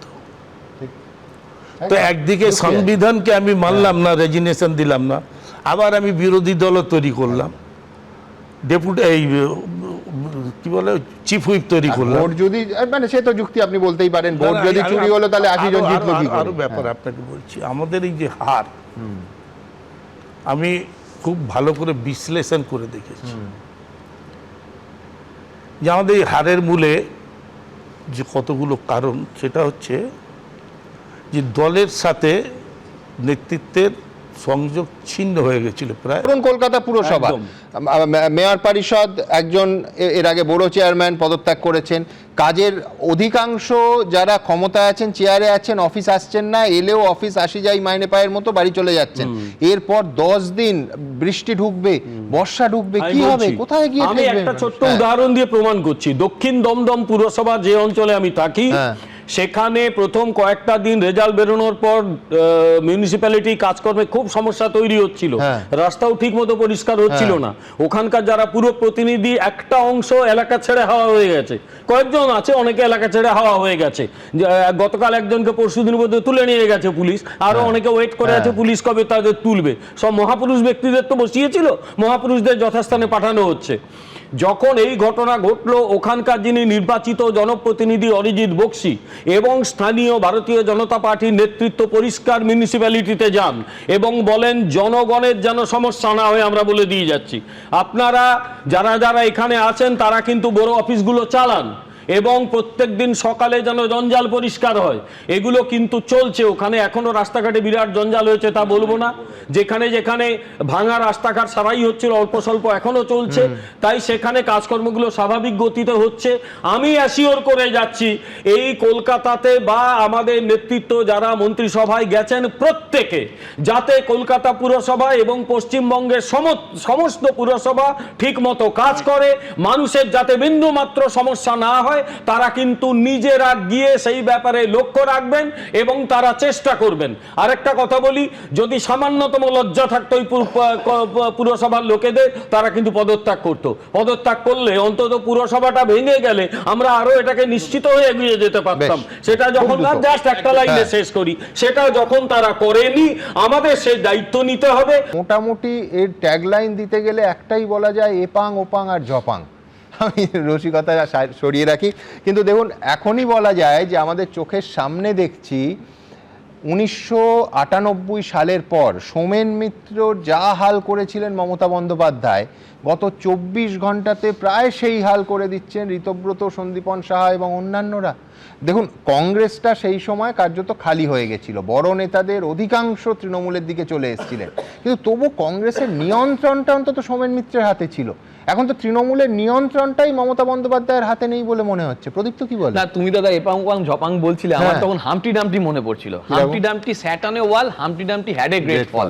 এবং গ্রেট ফলটা যে হবে, বিজেপি কালকে প্রণয়দা বলে দিয়ে গেছে, আজকে খানিকটা ইঙ্গিত দিল বিমল শঙ্কর নদ। যে বা যারা এই হাম্পটি ডাম্পটির মতন চেয়ারে পাঁচিলে বসে আছে, ঝপাং করে পড়বে, এপাং ওপাং ঝপাং আর হবে না, ভেঙে পড়ে বিজেপি নেবে না, এটা ওরা বলেছে, আমি জানি না। এবার ওই কি বলছিল না, স্বাভাবিক পুরোটা হয়েছে ওই গ্রেট ফলের পর থেকে, মানে 4 তারিখে যে গ্রেট ফলটা হলো, সেটাই বলছি। দেখো আমি ক্রিকেটার ছিলাম, আমি মানে একটা ভালো লেভেল ক্রিকেটও খেলেছি, আমি হার জিতের মধ্যে দিয়ে জানি। আর মানে বাউন্সারে ডাক করাটাও খুব ইম্পর্টেন্ট, সেটা তোমাকে আগেও একদিন বলছিলাম। এই স্বাভাবিক গতির কথা বলছিল, পৌরসভার কথা। আমি একটা ছোট্ট পৌরসভার কথা বলবো, একটা টুইস্ট আছে, জাস্ট 30 সেকেন্ড। টুইস্টটা কিরকম, 22 জন কাউন্সিলর, একটা ওয়ার্ড, একটা পৌরসভা, তার মধ্যে একজন বিজেপি আছেন, তিনি আবার বিধায়ক হয়েছেন। একজন বিজেপির তোমার কাউন্সিলর, সে আবার বিধায়ক হয়েছেন। সে বললেন অমুক জায়গার ইয়েটা টয়লেটটা ভেঙে দাও, পৌর পারিষদরা সবাই রাজি হয়ে গেলেন, একটা বোর্ড মিটিং হলো, বোর্ড মিটিং এ সিদ্ধান্ত হলো ঠিক আছে উনি যখন বলছেন এইটা ভাঙতে হবে তাহলে ভেঙে দাও। তিনি কিন্তু ওই যে অঞ্চলের কাউন্সিলর হয়েছেন সে অঞ্চলের বিধায়ক নয়, যাকে চালচোর বলা হতো সেই অঞ্চলের বিধায়ক। এইবার ওই অঞ্চলে যিনি বিধায়ক হয়েছেন, যিনি আবার তিনি আবার মন্ত্রী হয়েছেন প্রথম 5 জনের মধ্যে, তিনি বললেন এতদিন ভাঙনি কেন, এখন ভাঙছো কেন, পলিটিক্স করছো তোমরা। কাকে বলছে? চেয়ারম্যানকে বলছে। পৌরসভার নাম বনগাঁ পৌরসভা। একজন বিজেপির যিনি কাউন্সিলর প্লাস বিধায়ক, তিনি হচ্ছেন দেবদাস মণ্ডল। আর যিনি পৌরসভার চেয়ারম্যানকে ঝাড় দিচ্ছেন, বিভৎসভাবে ঝাড় দিচ্ছেন, তিনি হচ্ছেন আমাদের মাননীয় মন্ত্রী। তিনি বলছেন স্বাভাবিক। তাহলে এই যে টুইস্টটা দেখো, এখানে অরূপ রায় চেয়ারম্যান হয়েছে, সঙ্গে আছে আকরুজ্জামান, সাবানা, ইয়াসমিন সহ 10 জন আছে। এই কমিটিতে কি অভিষেক বন্দ্যোপাধ্যায় কোনো জায়গা নেই? না, মমতা বন্দ্যোপাধ্যায় এটা সময় সাপেক্ষ, এটা সময় উত্তর দেবে। মমতা ব্যানার্জি কোথায় আছেন, কোথায় থাকবেন, সেটা সময় সাপেক্ষ। কালীঘাট তৃণমূল এবং ঋতব্রত তৃণমূলের মধ্যে যুদ্ধ চলছিল আগেই। এরই মধ্যে স্পেশাল সেশন ডেকে নতুন কমিটি তৈরি করে যুদ্ধ চরমে তুলল ঋতব্রত তৃণমূল। আর সোমবারই কালীঘাটে বৈঠকে বসলেন মমতা বন্দ্যোপাধ্যায়, অভিষেক বন্দ্যোপাধ্যায়রা। ন্যাশনাল ওয়ার্কিং কমিটি গঠন করা হয়েছে, সেই ন্যাশনাল ওয়ার্কিং কমিটিতে তারা কেন গঠন করলেন তার হিসেবে তারা যেটা জানাচ্ছেন যে ন্যাশনাল ওয়ার্কিং কমিটির ডেট পেরিয়ে গিয়েছিল, এই কারণে তারা ন্যাশনাল ওয়ার্কিং কমিটি তৈরি করেছেন। সোমবার দিনই দলের ছাত্র ও যুব সংগঠনকে নিয়ে বৈঠক করেন মমতা বন্দ্যোপাধ্যায়। ভোটের ফলে শোচনীয় হার এবং তারপর থেকেই দেখা যাচ্ছে কোনো বিধায়ক তারা বিদ্রোহী হয়েছেন দলের মধ্যে থেকেও, আবার কেউ সাংসদ তারা দল ভেঙে অন্য দলে যাচ্ছেন। এই রকম পরিস্থিতিতে দাঁড়িয়ে কালীঘাটে তৃণমূলের ছাত্র এবং যুবদেরকে নিয়ে বৈঠক করলেন মমতা বন্দ্যোপাধ্যায় এবং অভিষেক বন্দ্যোপাধ্যায়। মূলত তারা বুঝে নিতে চাইছেন যে আগামী দিনে যখন কলেজ নির্বাচনগুলো আসবে, 21শে জুলাইয়ের মতো বড় কর্মসূচি আসবে, তার আগে এই যে দলের মধ্যে যে অসন্তোষ বা বিদ্রোহের যে আগুন, তার প্রভাব কতটা ছাত্র যুবদের মধ্যে পড়েছে বা সেই সংগঠনগুলোর মধ্যে পড়েছে। আজকে মূলত জেলার বিভিন্ন জেলা থেকে প্রতিনিধিদেরকে রেখে পাঠানো হয়েছিল, কলকাতার প্রতিনিধিরাও ছিলেন। এদিনের বৈঠকে মমতা বন্দ্যোপাধ্যায়, অভিষেক বন্দ্যোপাধ্যায় ছাড়াও ডেরেক ওব্রায়েন, দোলা সেন, কুণাল ঘোষ, বৈশান্যর চট্টোপাধ্যায়রা উপস্থিত ছিলেন। সূত্রের খবর, বৈঠকে মমতা বন্দ্যোপাধ্যায় বলেন দলের সঙ্গে কে আছে আর কে নেই তা ভেবে লাভ নেই, বেইমানরা যাচ্ছে যাক, যারা আছে তাদেরকে নিয়েই তৃণমূল এগিয়ে যাবে। অল ইন্ডিয়া তৃণমূল কংগ্রেসের মিটিং ছিল, আজকে মিটিং স্পেশাল সেশন ছিল, সেই জন্য এসেছি। ওদের সঙ্গে প্রচুর বেঈমান থাকতে পারে, ওদের সঙ্গে চাপে পড়ে যাওয়া এমএলএ এমপি থাকতে পারে, আমরা গর্বিত আমাদের সঙ্গে একজন মমতা বন্দ্যোপাধ্যায় আছে, আমরা তাই নিয়ে লড়ে যাব। যারা বৈঠক করছে, কারা বৈঠক ডাকছে, কোথায় বৈঠক হচ্ছে, এসব নিয়ে ওরাই বলবে। সোজা কথায় এলোমেলো করে দেওয়া, লুটে পুটে খাই, যে রাজনৈতিক দলটির নীতি ছিল দুর্নীতি, তারা যখন কোথাও গিয়ে বসছে ক্ষমতা থেকে চলে যাবার পরে, এবং প্রতিদিন প্রতি মুহূর্তে প্রত্যেক মুহূর্তেই কেউ না কি চলে যাচ্ছেন। আমাদের থেকে সাংবাদিকদের একাংশ বেশি ব্যস্ত যে শুধুমাত্র এই খবর কখন পাবেন আর কখন সেটাকে সংবাদ মাধ্যমের কাছে সম্প্রচার করবেন। উনিই চলে গেলেন, তিনিই চলে গেলেন, উনিই চলে গেলেন, এরকম বহু লোকের নামটাম আসছে। এদিন ছাত্র যুবদের নিয়ে মিটিং হলেও তৃণাঙ্কুর ভট্টাচার্য বা দেবাংশু ভট্টাচার্যের মতো যুব নেতাদের বৈঠকে দেখা যায়নি। দল টুকরো টুকরো, মমতা বন্দ্যোপাধ্যায়হীন তৃণমূলের স্পেশাল সেশন হলো নিউ টাউনে। নিজেদের রাজনৈতিক শক্তি প্রদর্শন করে ঋতব্রত বন্দ্যোপাধ্যায়রা বুঝিয়ে দিলেন, আগামী দিনে দড়ি টানাটানি শুরু হলে তারা দলের নাম ও প্রতীকের দাবি জানাবেন। আর এই প্রেক্ষাপটে 18 বছর আগে ভোটে জিতে যে জেলা পরিষদ দখল করেছিল তৃণমূল, সেই পূর্ব মেদিনীপুর জেলা পরিষদ দিয়েই এবার খাতা খুলল বিজেপিও।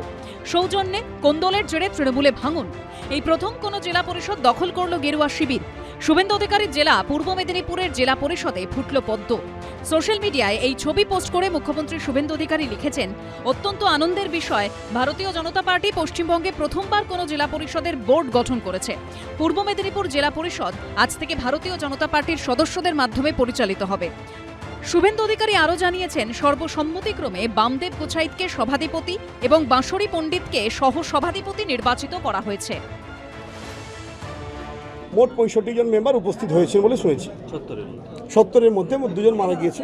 সমস্ত সভাতে উপস্থিত সমস্ত সদস্যগণ সহমতের ভিত্তিতে হাততালি দিয়ে সকলেই সমর্থন জানিয়েছে। বিধানসভা ভোটে তৃণমূল হারার 1 মাসের মাথায় গত 5ই জুন পূর্ব মেদিনীপুর তৃণমূল পরিচালিত জেলা পরিষদের সভাধিপতির পদ থেকে ইস্তফা দিয়েছিলেন তৃণমূল নেতা উত্তম বারিক এবং জেলা পরিষদের সহ সভাধিপতি সুহাসিনী কর। সোমবার সোশ্যাল মিডিয়ায় পোস্ট করে পূর্ব মেদিনীপুর জেলা পরিষদ দখলের কথা জানান শুভেন্দু অধিকারী। বাম আমলে 2008-এর পঞ্চায়েত ভোটে পূর্ব মেদিনীপুর এবং দক্ষিণ 24 পরগনা জেলা পরিষদে জিতেছিল তৃণমূল। তারপর থেকেই এই 2 জেলা পরিষদ তৃণমূলের দখলে ছিল। এবার কলহের জেরে তৃণমূলে ভাঙনের পর সেই পূর্ব মেদিনীপুর জেলা পরিষদ দখল করল বিজেপি। নতুন বিজেপি সরকার তার প্রথম বাজেটেই মহিলাদের বিশেষ গুরুত্ব দিল। বিকাশের পথে সম অংশীদার হিসেবে নারীর ক্ষমতায়নের উপর বিশেষ জোর দেওয়া হয়েছে এই বাজেটে। চাকরিতে 33% সংরক্ষণ, অন্নপূর্ণা যোজনা, উচ্চশিক্ষায় অবিবাহিত ছাত্রীদের সহায়তা, মাতৃকালীন সাহায্য এবং মহিলা থানা ও মহিলা ব্যাটালিয়ন তৈরির প্রস্তাব দেওয়া হয়েছে বিজেপি সরকারের প্রথম পূর্ণাঙ্গ বাজেটে। রাজ্য সরকারি অফিসগুলোতে 1 লক্ষ শূন্য পদ পূরণ করা যাবে, যার 33% মহিলাদের জন্য সংরক্ষিত থাকবে। মহিলাদের আর্থিক স্বাধীনতার জন্য ঘোষণা করা হয়েছে অন্নপূর্ণা যোজনা। এর জন্য 36,000 কোটি টাকা বরাদ্দের প্রস্তাব দিয়েছেন অর্থমন্ত্রী। নারীর ক্ষমতায়ন ও আর্থিক ক্ষেত্রে তাদের অধিক অংশগ্রহণ নিশ্চিত করতে অন্নপূর্ণা যোজনা চালু হয়েছে। এই স্কিমে পশ্চিমবঙ্গে বসবাসকারী 25 থেকে 60 বছর বয়সী যোগ্য মহিলাদের জন্য মাসে 3,000 করে আর্থিক সহায়তা দেয়া সুনিশ্চিত করা হচ্ছে। এই স্কিমের জন্য আমরা 36 কোটি টাকা বরাদ্দ রাখছি, 36,000 কোটি। যদি নারী শক্তি দেবী শক্তির কথা বলেন, 3,000 টাকা তো ঘোষিত, 28 লক্ষ ইতিমধ্যে পেয়েছে। আগামী 1 জুলাই আরও 1,05,00,000 অ্যাকাউন্টে টাকা ট্রান্সফার হবে। উচ্চশিক্ষায় ছাত্রীদের আরও উৎসাহিত করতে প্রকল্পের প্রস্তাব দিয়েছেন অর্থমন্ত্রী স্বপন দাশগুপ্ত। উচ্চশিক্ষায় ছাত্রীদের ড্রপ আউটের হার কমাতে সরকারি ও সরকারি পোষিত মানে গভর্নমেন্ট আর গভর্নমেন্ট এডেড কলেজের অবিবাহিত ছাত্রীদের এককালীন 50,000 টাকা সহায়তা দেওয়া হবে।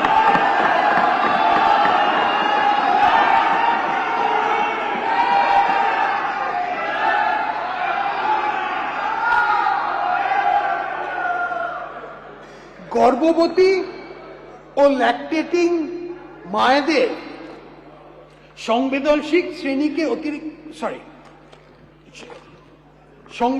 শ্রেণীকে অতিরিক্ত আর্থিক সহায়তা দিতে আমি প্রধানমন্ত্রী মাতৃবন্দনা যোজনার আর্থিক সাহায্য সহ মোট 21,000 টাকার আর্থিক সহায়তা ঘোষণা করছি।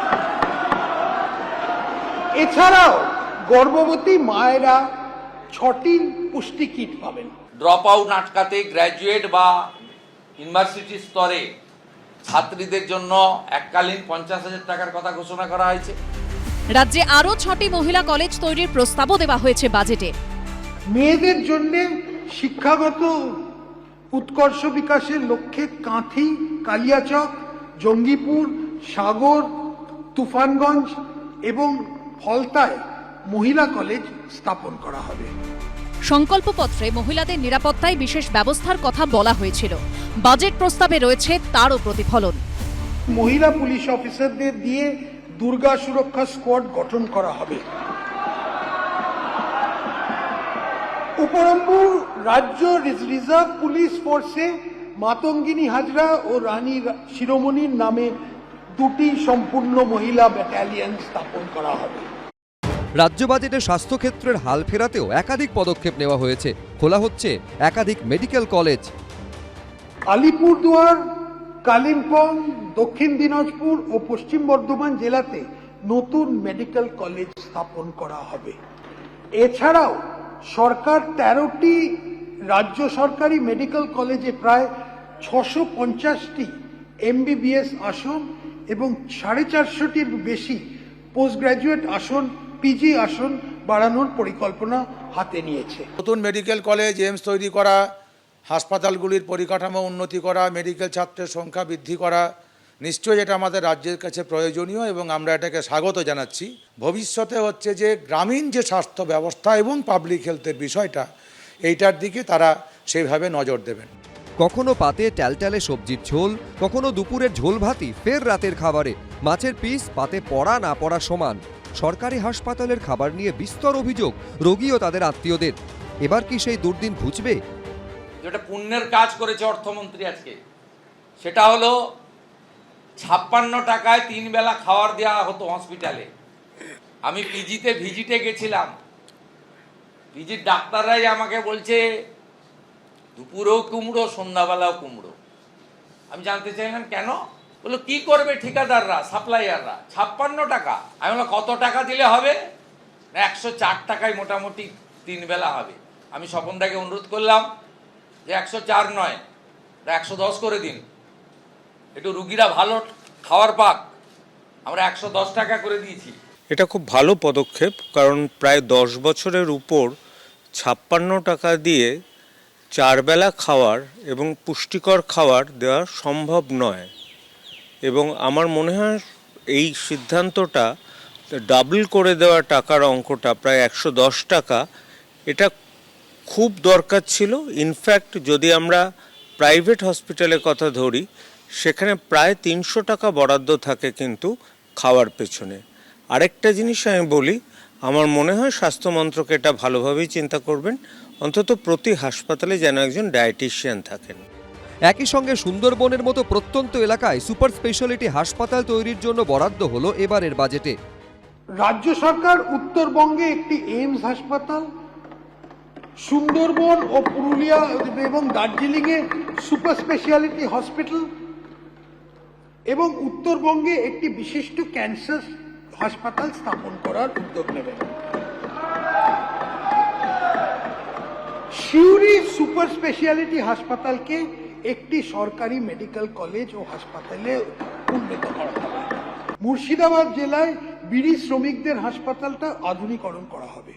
সুন্দরবনে মোটর বোট, অ্যাম্বুলেন্স এবং দ্বীপ ভিত্তিতে প্রস্তুতি কেন্দ্র চালু করা হবে। ম্যাক্সিমাম রুগী যারা আসে এই সব হাসপাতালগুলো সব গ্রাম থেকে আসছে, এবং তাদের কথা যদি আমরা তাদেরকে সেখানেই রাখতে পারি তাহলে সব থেকে ভালো কথা। পশ্চিমবঙ্গ রাজ্য সরকার মাননীয় মুখ্যমন্ত্রী শুভেন্দু অধিকারীজির নেতৃত্বে যা যা জনগণের দরকার তা সেই পরিষেবা দেবে।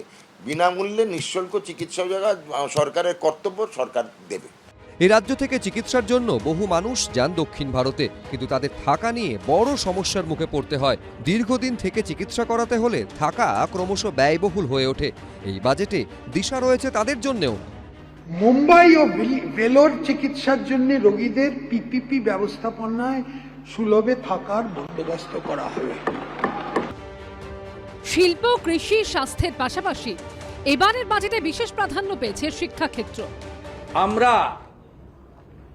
উল্লেখযোগ্যভাবে গুরুত্ব দিয়েছি শিক্ষা এবং স্বাস্থ্যকে। মডেল স্কুল থেকে নবোদয় বিদ্যালয়, মিড ডে মিলের বরাদ্দ বৃদ্ধি, আইটিআইয়ের আধুনিকীকরণ, পরীক্ষার্থীদের প্রস্তুতিতে আর্থিক সাহায্য, শিক্ষার্থীদের বিনামূল্যে প্রশিক্ষণের মতো একগুচ্ছ বড় ঘোষণা করা হলো পশ্চিমবঙ্গের বিজেপি সরকারের প্রথম বাজেটে। কেন্দ্রীয় সাহায্য পুষ্ট পিএমসি প্রকল্পটি বাস্তবায়িত করা হবে, যার মাধ্যমে নির্বাচিত বিদ্যালয়গুলি গুণমান পরিকাঠামোর উন্নয়ন ও প্রযুক্তি নির্ভর শিক্ষার মাধ্যমে মডেল প্রতিষ্ঠান হয়ে পরিণত করা হয়। এই উদ্দেশ্যে আমি 2100 কোটি টাকা বরাদ্দ করার প্রস্তাব রাখছি। এতদিন স্কুলে মিড ডে মিলের জন্য মাথাপিছু বরাদ্দ ছিল 6 টাকা 78 পয়সা। বাজেটে তা বাড়িয়ে 10 টাকা করার প্রস্তাব দেওয়া হয়েছে। প্রাথমিক বিদ্যালয় মিড ডে মিলের উপকরণের খরচ 10 টাকা করা হবে। ইসকনের সহযোগিতায় কলকাতা পৌরসভা এলাকায় স্কুলে পুষ্টিকর রান্না করে মিড ডে মিল দেওয়ার ব্যবস্থা করা হচ্ছে। সরকারের অবশ্যই এটা খুব ভালো প্রস্তাব। আমরা যদি ছাত্রছাত্রীদের ভালো মন্দ খাওয়াতে পারি মিড ডে মিলে, অবশ্যই সরকারকে সাধুবাদ দিতে হয় এবং এটা ভবিষ্যৎ প্রজন্মের জন্যই ভালো।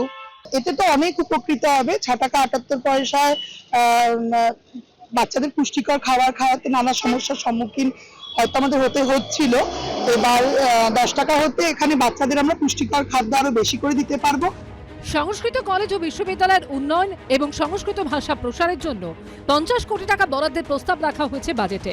রাজ্য সরকার নবোদয় বিদ্যালয় স্থাপনের জন্য জমি দেবে। প্রাথমিকভাবে দক্ষিণ 24 পরগনা, মালদা, ঝাড়গ্রাম এবং পূর্ব বর্ধমানে 4টি জায়গা চিহ্নিত করা হয়েছে। আগামী 5 বছরে ভারত সরকারের 1000 কোটি টাকার সহায়তায় ও রাজ্যের তরফে 200 কোটি টাকা দিয়ে যাদবপুর বিশ্ববিদ্যালয়কে ইনস্টিটিউট অফ এক্সেলেন্সে উন্নীত করা হবে। ঝাড়গ্রাম ও বাঁকুড়াতে 2টি কেন্দ্রীয় বিদ্যালয় স্থাপনের জন্য জমি চিহ্নিত করা হয়েছে বলেও জানিয়েছেন অর্থমন্ত্রী। আমাদের খুবই খুশির খবর। শিক্ষা যদি থাকে, যে কোনো তাদের উন্নতির পথে শিক্ষায় এগিয়ে নিয়ে যাবে আদিবাসী সমাজকে, তার জন্য আমরা খুব খুশি। আমাদের ঝাড়গ্রাম নিজস্ব জেলাতে আমাদের জঙ্গলমহলে আমরা বিশ্ববিদ্যালয় পাচ্ছি। এতে আমাদের আদিবাসী মানুষজন বা আমাদের যারা ছেলেমেয়েরা পড়ুয়ারা আছে আমাদের প্রজন্মের, তো ওনারা নিজের হোম ডিস্ট্রিক্টে রিসার্চ করার একটা সুযোগ পাবেন। এছাড়া বাজেটে বলা হয়েছে সরকারি ও সরকার পোষিত কলেজের ছাত্রছাত্রী যারা প্রতিযোগিতামূলক পরীক্ষার প্রস্তুতি নিচ্ছেন তাদের এককালীন 30,000 টাকা আর্থিক সহায়তা দেওয়া হবে। এর জন্য 30 কোটি টাকার অর্থ বরাদ্দের প্রস্তাব করা হয়েছে। বাজেটে বলা হয়েছে জাতীয় স্তরের শিক্ষা প্রতিষ্ঠানে আন্ডার গ্র্যাজুয়েশন ও মাস্টার্স কোর্সে যেসব মেধাবী ছাত্রছাত্রী ভর্তি হবেন তাদের টিউশন ফির জন্যও আর্থিক সহায়তা দেওয়া হবে। এর জন্য 100 কোটি টাকা বরাদ্দের প্রস্তাব রেখেছেন অর্থমন্ত্রী। বাজেটে বলা হয়েছে আইটিআইগুলির আধুনিকীকরণের জন্য পিএম সেতু প্রকল্প বাস্তবায়িত করা হবে। এই খাতে 570 কোটি টাকা বরাদ্দ করার প্রস্তাব রাখা হয়েছে। অর্থমন্ত্রী জানিয়েছেন আইআইটি, জেই, নিট, ক্যাট, সিএ এবং সিভিল সার্ভিস পরীক্ষার মতো প্রতিযোগিতামূলক পরীক্ষার প্রস্তুতি নেওয়া শিক্ষার্থীদের বিনামূল্যে প্রশিক্ষণ দেওয়ার জন্য প্রত্যেকটি জেলায় দক্ষতা উন্নয়ন কেন্দ্র স্থাপন করা হবে। শিক্ষার সঙ্গে জড়িয়ে রয়েছে চাকরি, আর চাকরি তৈরির জন্য দরকার শিল্প। পশ্চিমবঙ্গে প্রথমবার ক্ষমতায় আসার পর প্রথম পূর্ণাঙ্গ বাজেটে সেই শিল্পের উপর বিশেষ গুরুত্ব দিল বিজেপি সরকার।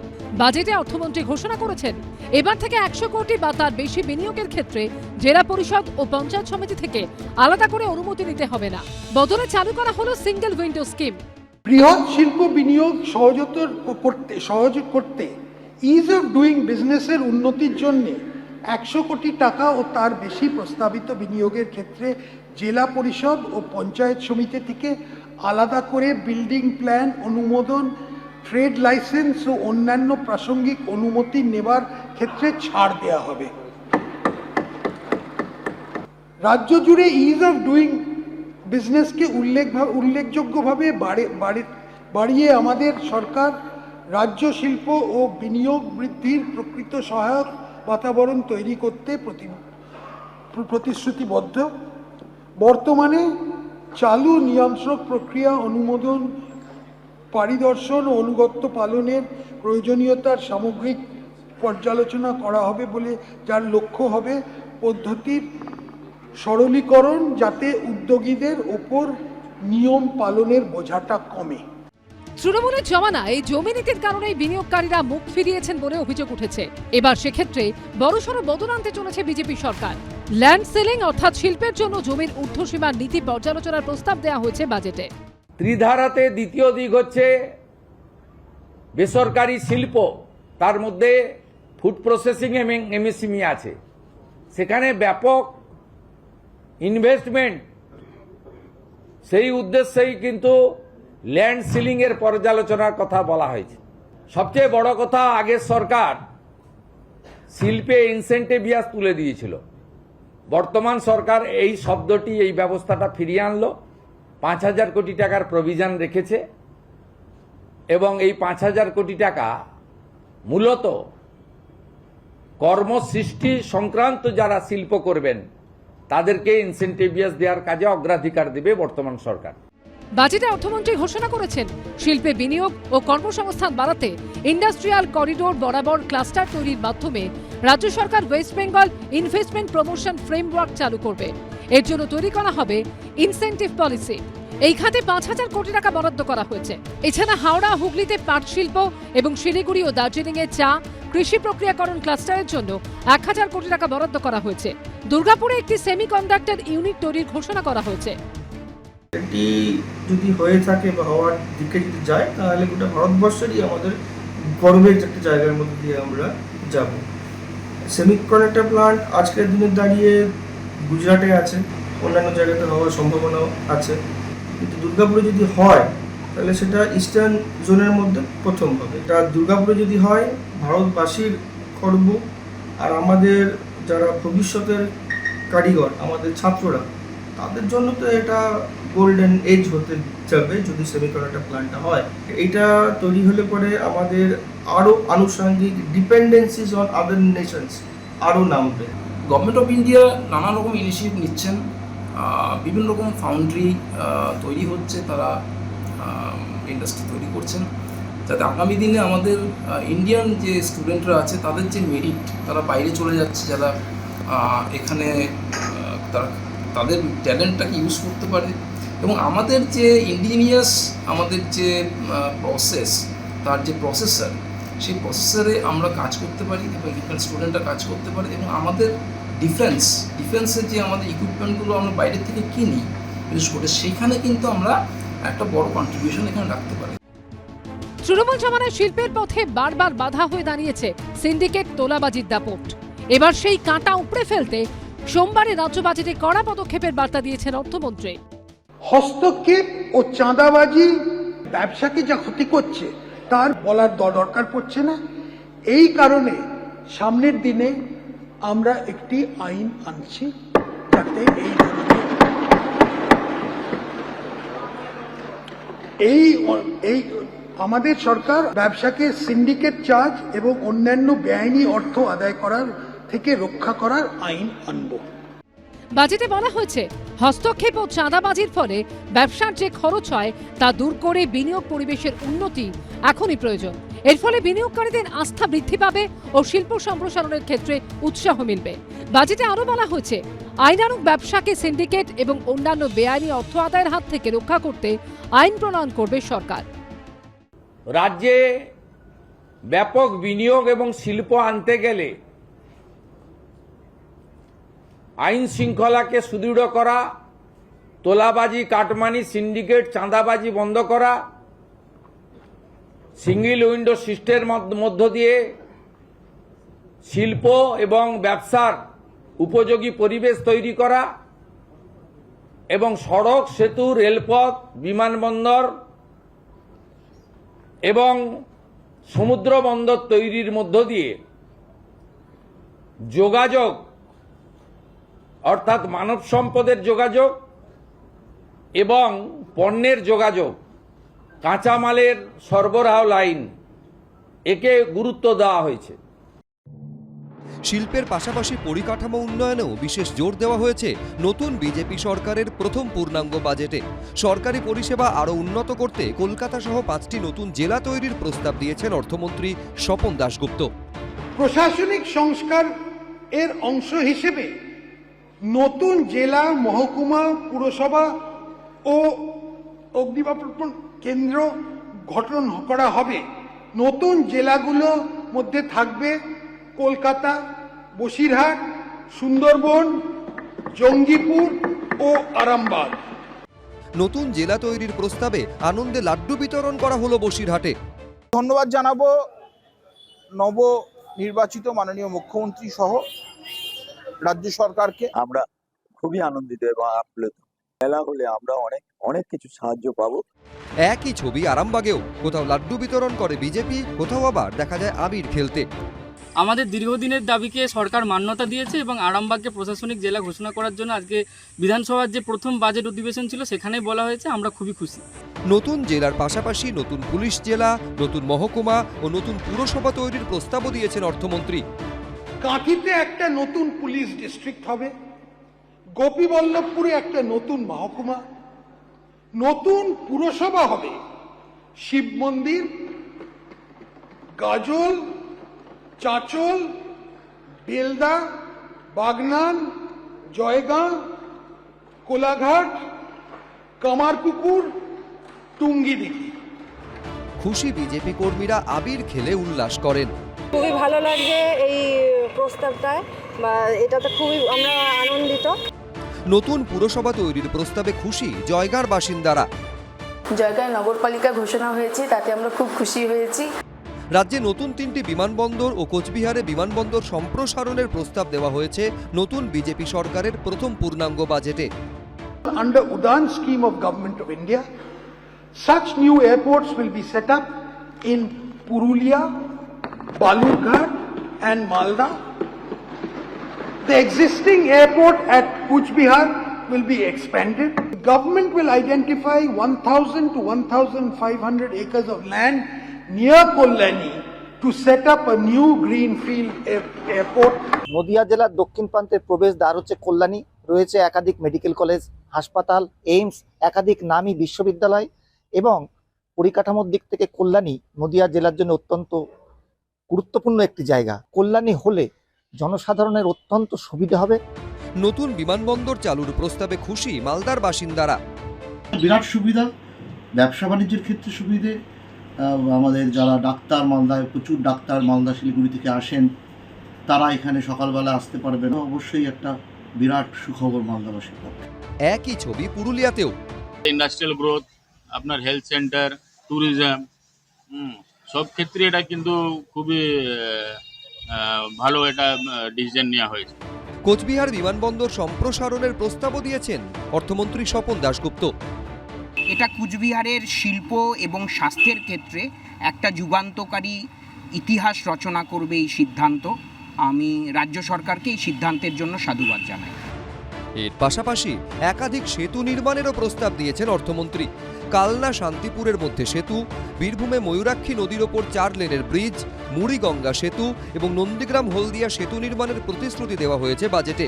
চিংড়িঘাটা নিউ টাউনের মধ্যে প্রায় 7 কিলোমিটার দীর্ঘ এলিভেটেড করিডোরও তৈরি হচ্ছে। আমি 1,200 কোটি টাকা ব্যয় কালনা এবং শান্তিপুরের মধ্যে সংযোগকারী একটি ভাগীরথী প্রধান সেতু নির্মাণের প্রস্তাব দিচ্ছি।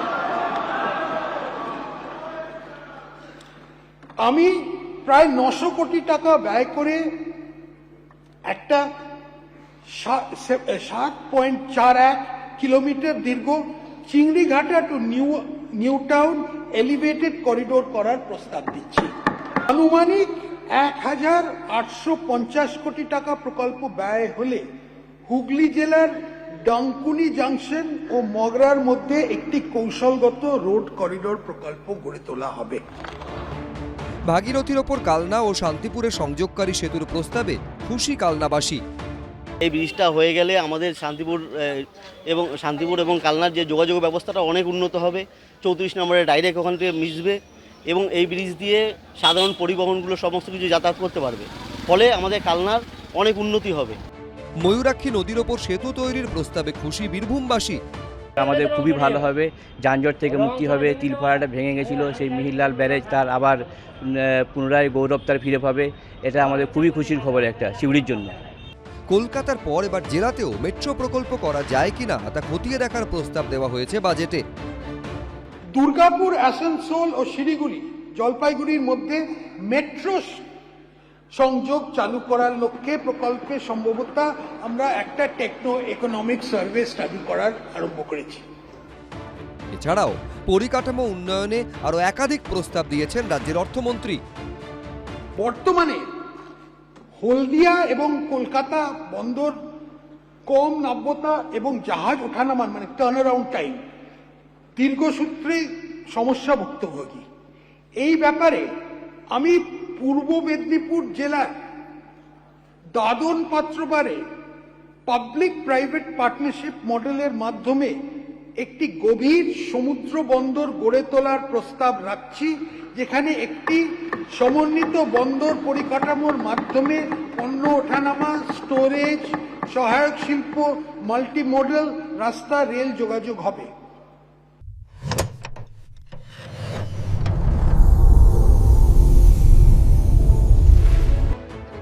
এবারের বাজেটের দিকে তাকিয়েছিল গোটা উত্তরবঙ্গ। শেষ অবধি তাদের মুখে একগাল হাসি।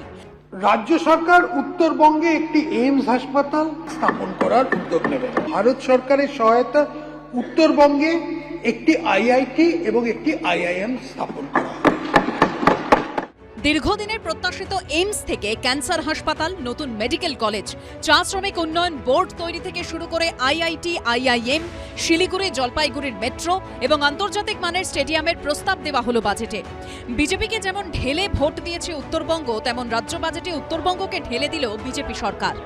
উত্তরবঙ্গবাসী হিসেবে আমরা ভীষণ খুশি। যেখানে ডবল ইঞ্জিনের সরকার আছে সেখানে আমরা এক্সপেক্ট করতে পারি যে এই ধরনের বাজেটই হবে, যেটা বিগত সরকার আমলে হয়নি। আর আইআইটি, আইআইএম যেটা হবে সেটা শিলিগুড়ি কেন্দ্রিক হবে বলেছে, খুবই খুশি আমরা।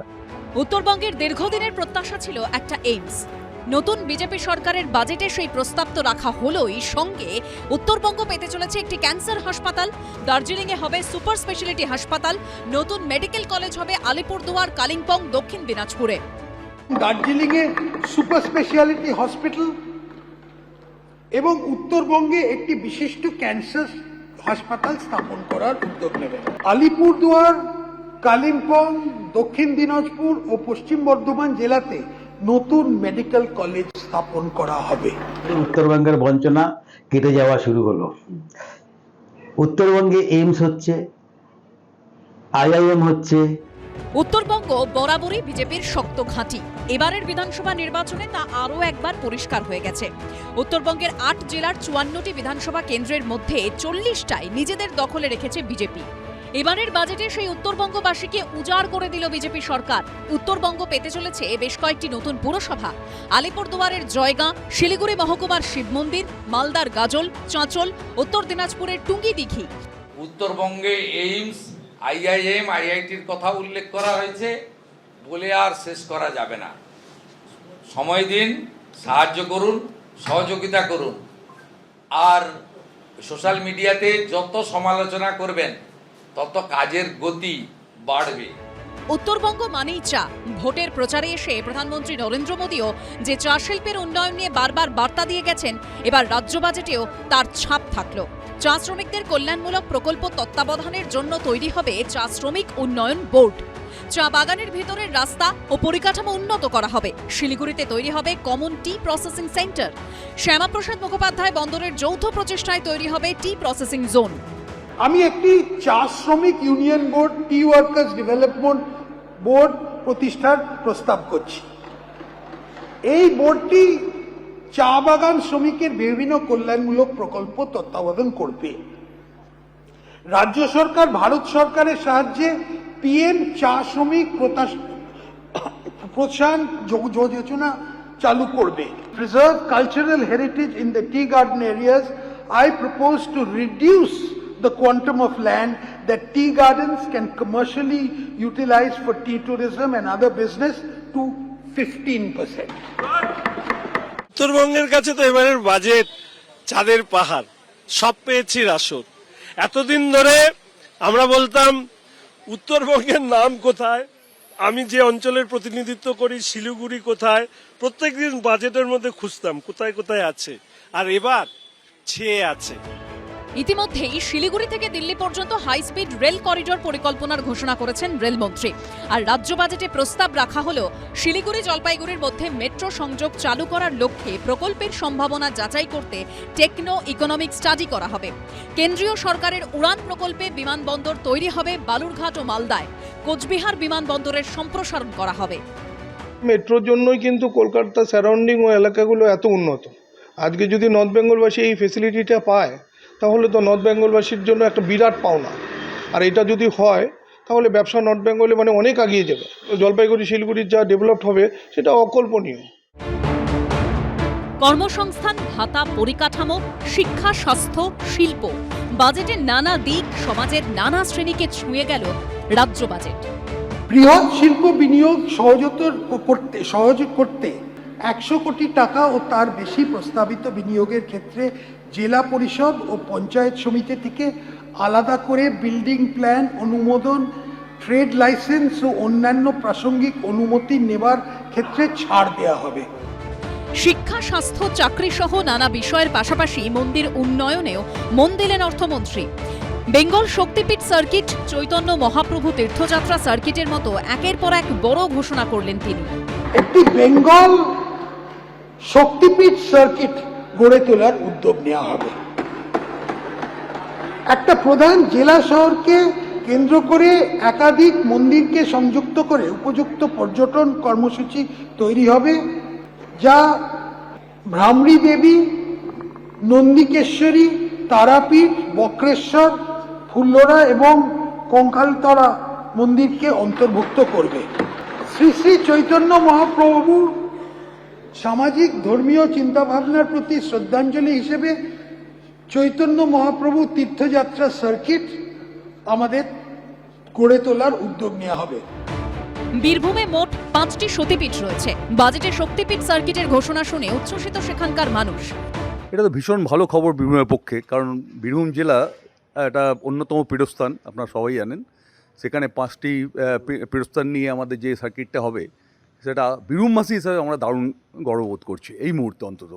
বীরভূমে নতুন করে পর্যটন শিল্পের বিকাশ ঘটবে, প্রচুর মানুষের কর্মসংস্থানের সুযোগ হবে, মানুষ আরও নিবিড়ভাবে বীরভূমের পীঠস্থানগুলোর সাথে সংযোগ স্থাপন করবে এবং পর্যটনের মানচিত্রে বীরভূম নতুন রূপে আত্মপ্রকাশ করবে। স্বভাবতই আমরা নতুন সরকারের কাছে কৃতজ্ঞ এবং আমরা আশা করব এই উন্নয়নের ধারা আরও দীর্ঘায়িত হবে। বিভিন্ন শক্তিপীঠ পুনরুদ্ধারের জন্য একটি হেরিটেজ কমিশনেরও প্রস্তাবও দিয়েছেন অর্থমন্ত্রী স্বপন দাশগুপ্ত।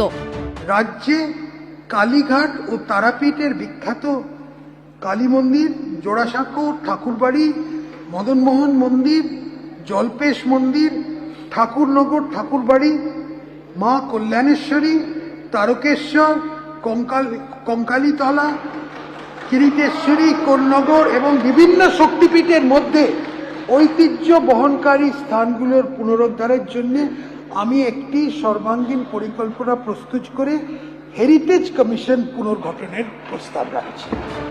বেশ কয়েক বছর আগেই ইউনেস্কোর ইনট্যাঞ্জিবল কালচারাল হেরিটেজের তকমা পেয়েছে বাংলার দুর্গাপুজো। সেই দুর্গাপুজোকে কেন্দ্র করে লক্ষ্যভিত্তিক পর্যটন ব্র্যান্ডিং অভিযান শুরু করার ঘোষণাও এদিন করা হয়। দুর্গাপুজো হলো বাংলার সাংস্কৃতিক আত্মা। দুর্গাপুজো এক বিশ্বজনীন উৎসব, বাংলার চিরন্তন আবেগ। এই মূল প্রতিপাদ্যকে কেন্দ্র করে আমরা একটি লক্ষ্যভিত্তিক পর্যটন ব্র্যান্ডিং অভিযান শুরু করব। পশ্চিমবঙ্গ তার সমৃদ্ধশালী ঐতিহ্যের জন্য পরিচিত।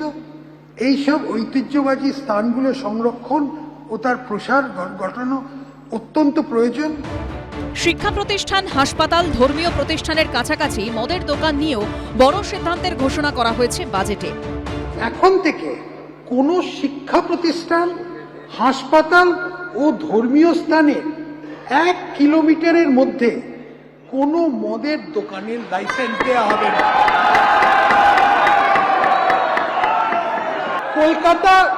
কলকাতা পৌরসভা ক্ষেত্রে এই লাইসেন্স দেওয়ার ক্ষেত্রের ন্যূনতম দূরত্ব হবে 500 মিটার। আমাদের এই কৌশিকী অমাবস্যার সময় শুনতে হচ্ছে যে কোটি কোটি টাকার মদ বিক্রি হচ্ছে, যেখানে একটা ভক্তির জায়গা, সাধনার পীঠ, সেখানে এই নোংরামিগুলো বন্ধ করার জন্য সরকার যে দৃঢ়হস্ত হয়েছে এবং প্রত্যেকে যে সাহসী পদক্ষেপ নিয়েছে সরকার রেভিনিউয়ের পরোয়া না করে, এই সিদ্ধান্তকে আমরা স্বাগত জানাচ্ছি এবং খুব খুশি হয়েছি একজন ভারতবর্ষের নাগরিক হিসাবে। বাজেটে মায়াপুরকে অনন্য পর্যটন স্থান হিসেবে গড়ে তোলার জন্য 3 বছরে 1000 কোটি টাকা খরচের প্রস্তাব রাখা হয়েছে। পুরী ও দেওঘরে তীর্থযাত্রীদের কম খরচে থাকার জন্য পিপিপি মডেলে ব্যবস্থা করা হবে বলেও জানানো হয়েছে। ধর্ম থেকে শিল্প, শিক্ষা থেকে ক্রীড়া, বাজেটে লক্ষ্য করা গেছে ভারসাম্য। স্পোর্টস ইউনিভার্সিটি থেকে শুরু করে স্টেডিয়ামের মানোন্নয়ন, নতুন ইনডোর স্টেডিয়াম থেকে শুরু করে মেডেল বিজয়ীদের জন্য পুলিশে চাকরি। বাজেটে ক্রীড়ার ওপরেও বিশেষ গুরুত্ব দেওয়া হয়েছে।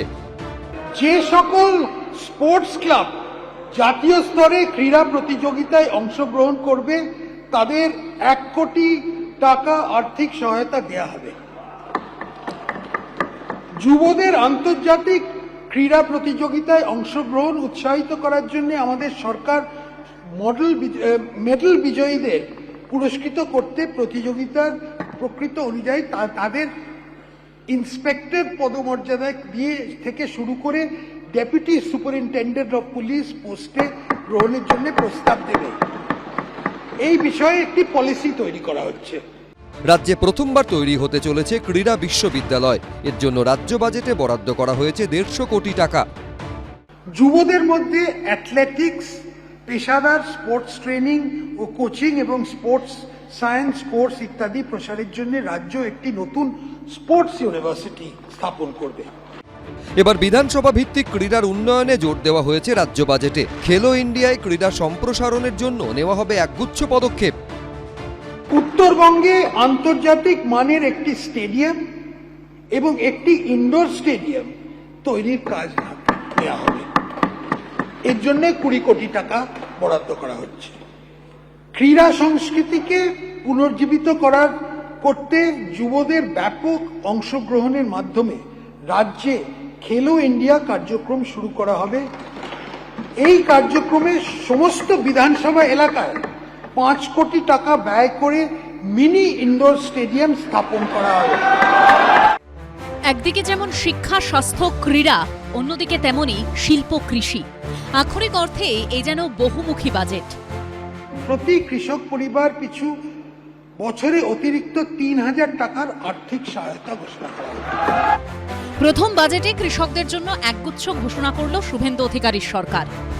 অন্নদাতা ভগবান কৃষকদেরকে দুহাতে এই বাজেটে দেওয়া হয়েছে। এখন প্রায় 2500 টাকা করে ধানের কুইন্টাল, বাড়তি 200 টাকা করে দেওয়ার কথা ঘোষণা করা হয়েছে। এবং আমাদের সংকল্পপত্রে যে প্রতিশ্রুতি আছে, এই প্রতিশ্রুতি মেনে আমরা 3100 টাকা করব ধাপে ধাপে, কথা আমরা বলেছি। এবছর 200 টাকা করে বাড়তি তারা পাবেন। আগে গয়না গাড়ি বন্ধক দিয়ে চাষ করতাম প্রচুর কষ্টে, দিন মহাজনকে ধার করে চাষ করতাম, সে ধার না শোধ করতে পারলে প্রচুর ঝামেলা হতো।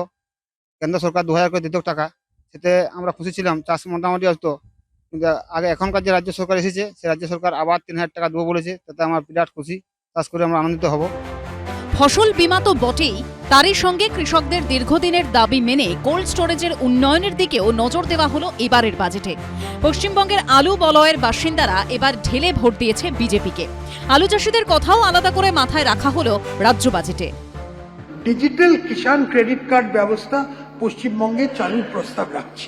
100 মেট্রিক টন ক্ষমতা পর্যন্ত বহুমুখী কোল্ড স্টোরেজ ও প্যাকিং সেন্টার তৈরিতে উৎসাহ দিতে রাজ্যের তরফে 35% ভর্তুকি দেওয়ার জন্য 100 কোটি টাকা বরাদ্দ করা হচ্ছে। আলু চাষিদের হাতে সময়ের মধ্যে গুণসম্পন্ন আলু বীজ পৌঁছে দিতে রাজ্য ICAR এর সাহায্যে স্থানীয়ভাবে বীজ উৎপাদনের ওপর উৎসাহ দেবে। এজন্য 100 কোটি টাকা বরাদ্দ করা হচ্ছে। কৃষিকাজে ব্যবহৃত বিদ্যুতে ইউনিট প্রতি 2 টাকা করে ছাড়ের ঘোষণা করা হয়েছে এই বাজেটে। প্রতি বছর নদী ভাঙনে বিপর্যস্ত হয় যাদের জীবন, তাদের জন্য আশার কথা শোনা গেছে বাজেটে। এশিয়ান ডেভেলপমেন্ট ব্যাংকের ফান্ড সহায়তায় ১,৩৫৩ কোটি টাকা প্রকল্প মূল্যে আপার ডেল্টা সুন্দরবন প্রজেক্ট চালু করার প্রস্তাব রেখেছেন অর্থমন্ত্রী। এই প্রকল্পের মাধ্যমে মরা নদীখাতগুলি খনন করে মূল নদীগুলির সঙ্গে যুক্ত করা হবে, যাতে এইসব নদীতে জলের সরবরাহ বৃদ্ধি পায়। ইছামতি ও হুগলি নদীর ভাঙনের ঝুঁকিপূর্ণ অংশে ভাঙন রোধের কাজ করা হবে এবং কলকাতা ও সংলগ্ন শহরতলির নিকাশি ব্যবস্থার উন্নতি করা হবে। এছাড়া ওয়ার্ল্ড ব্যাংকের ফান্ড সহায়তায় ৪,১০০ কোটি টাকা প্রকল্প মূল্যে lower Sundarban sustainably harnessing ocean resource and economy project চালু করার প্রস্তাব রাখা হয়েছে। এই প্রকল্পের লক্ষ্য হল সুন্দরবন এলাকার বাঁধগুলিকে প্রকৃতিভিত্তিক সমাধানের মাধ্যমে আন্তর্জাতিক মানে উন্নীত করা এবং স্থানীয় মানুষের জন্য জীবিকার সুযোগ করে দেওয়া। বাজেটে ঘাটাল মাস্টার প্ল্যানের জন্য বরাদ্দের ঘোষণাও করেন অর্থমন্ত্রী। পশ্চিম মেদিনীপুরের ঘাটাল এলাকার একটি বিশেষ ভৌগোলিক বিশেষত্ব আছে, যার ফলে এলাকার ভীষণভাবে বন্যপ্রবণ। সেন্ট্রাল স্পন্সর ক্রিমের অংশ হিসেবে ১,২০০ কোটি টাকা প্রস্তাবিত ব্যয় করে একটি মাস্টার প্ল্যান তৈরি করা হয়েছে, যার লক্ষ্য পশ্চিম মেদিনীপুর ও পূর্ব মেদিনীপুর জেলার দীর্ঘকাল ধরে বন্যাপ্রবণ এলাকাগুলো চিরস্থায়ীভাবে রক্ষা হবে। বিহারের কাটিহার জেলা থেকে মালদার রতুয়া ১ ব্লকের মধ্য দিয়ে গঙ্গা নদী পশ্চিমবঙ্গে প্রবেশ করেছে। মালদা, মুর্শিদাবাদ ও নদিয়া জেলায় প্রবাহিত গঙ্গার ১৬৩ কিলোমিটার ভয়াবহ বন্যা ও ভূমিক্ষয়ের ঝুঁকিপূর্ণ। এই প্রেক্ষাপটেও ব্যবস্থা নেওয়ার ঘোষণা করা হয়েছে বাজেটে। যেটুকুটা টিকে আছে মাটি বাড়ির জায়গা, সেইটুকুটা যদি ভাঙন প্রতিরোধের জন্য সঠিকভাবে ব্যয় করা হয় তাহলে উপকৃত হবে এলাকার মানুষ এবং আমি নিজেও উপকৃত হব বলে মনে করি।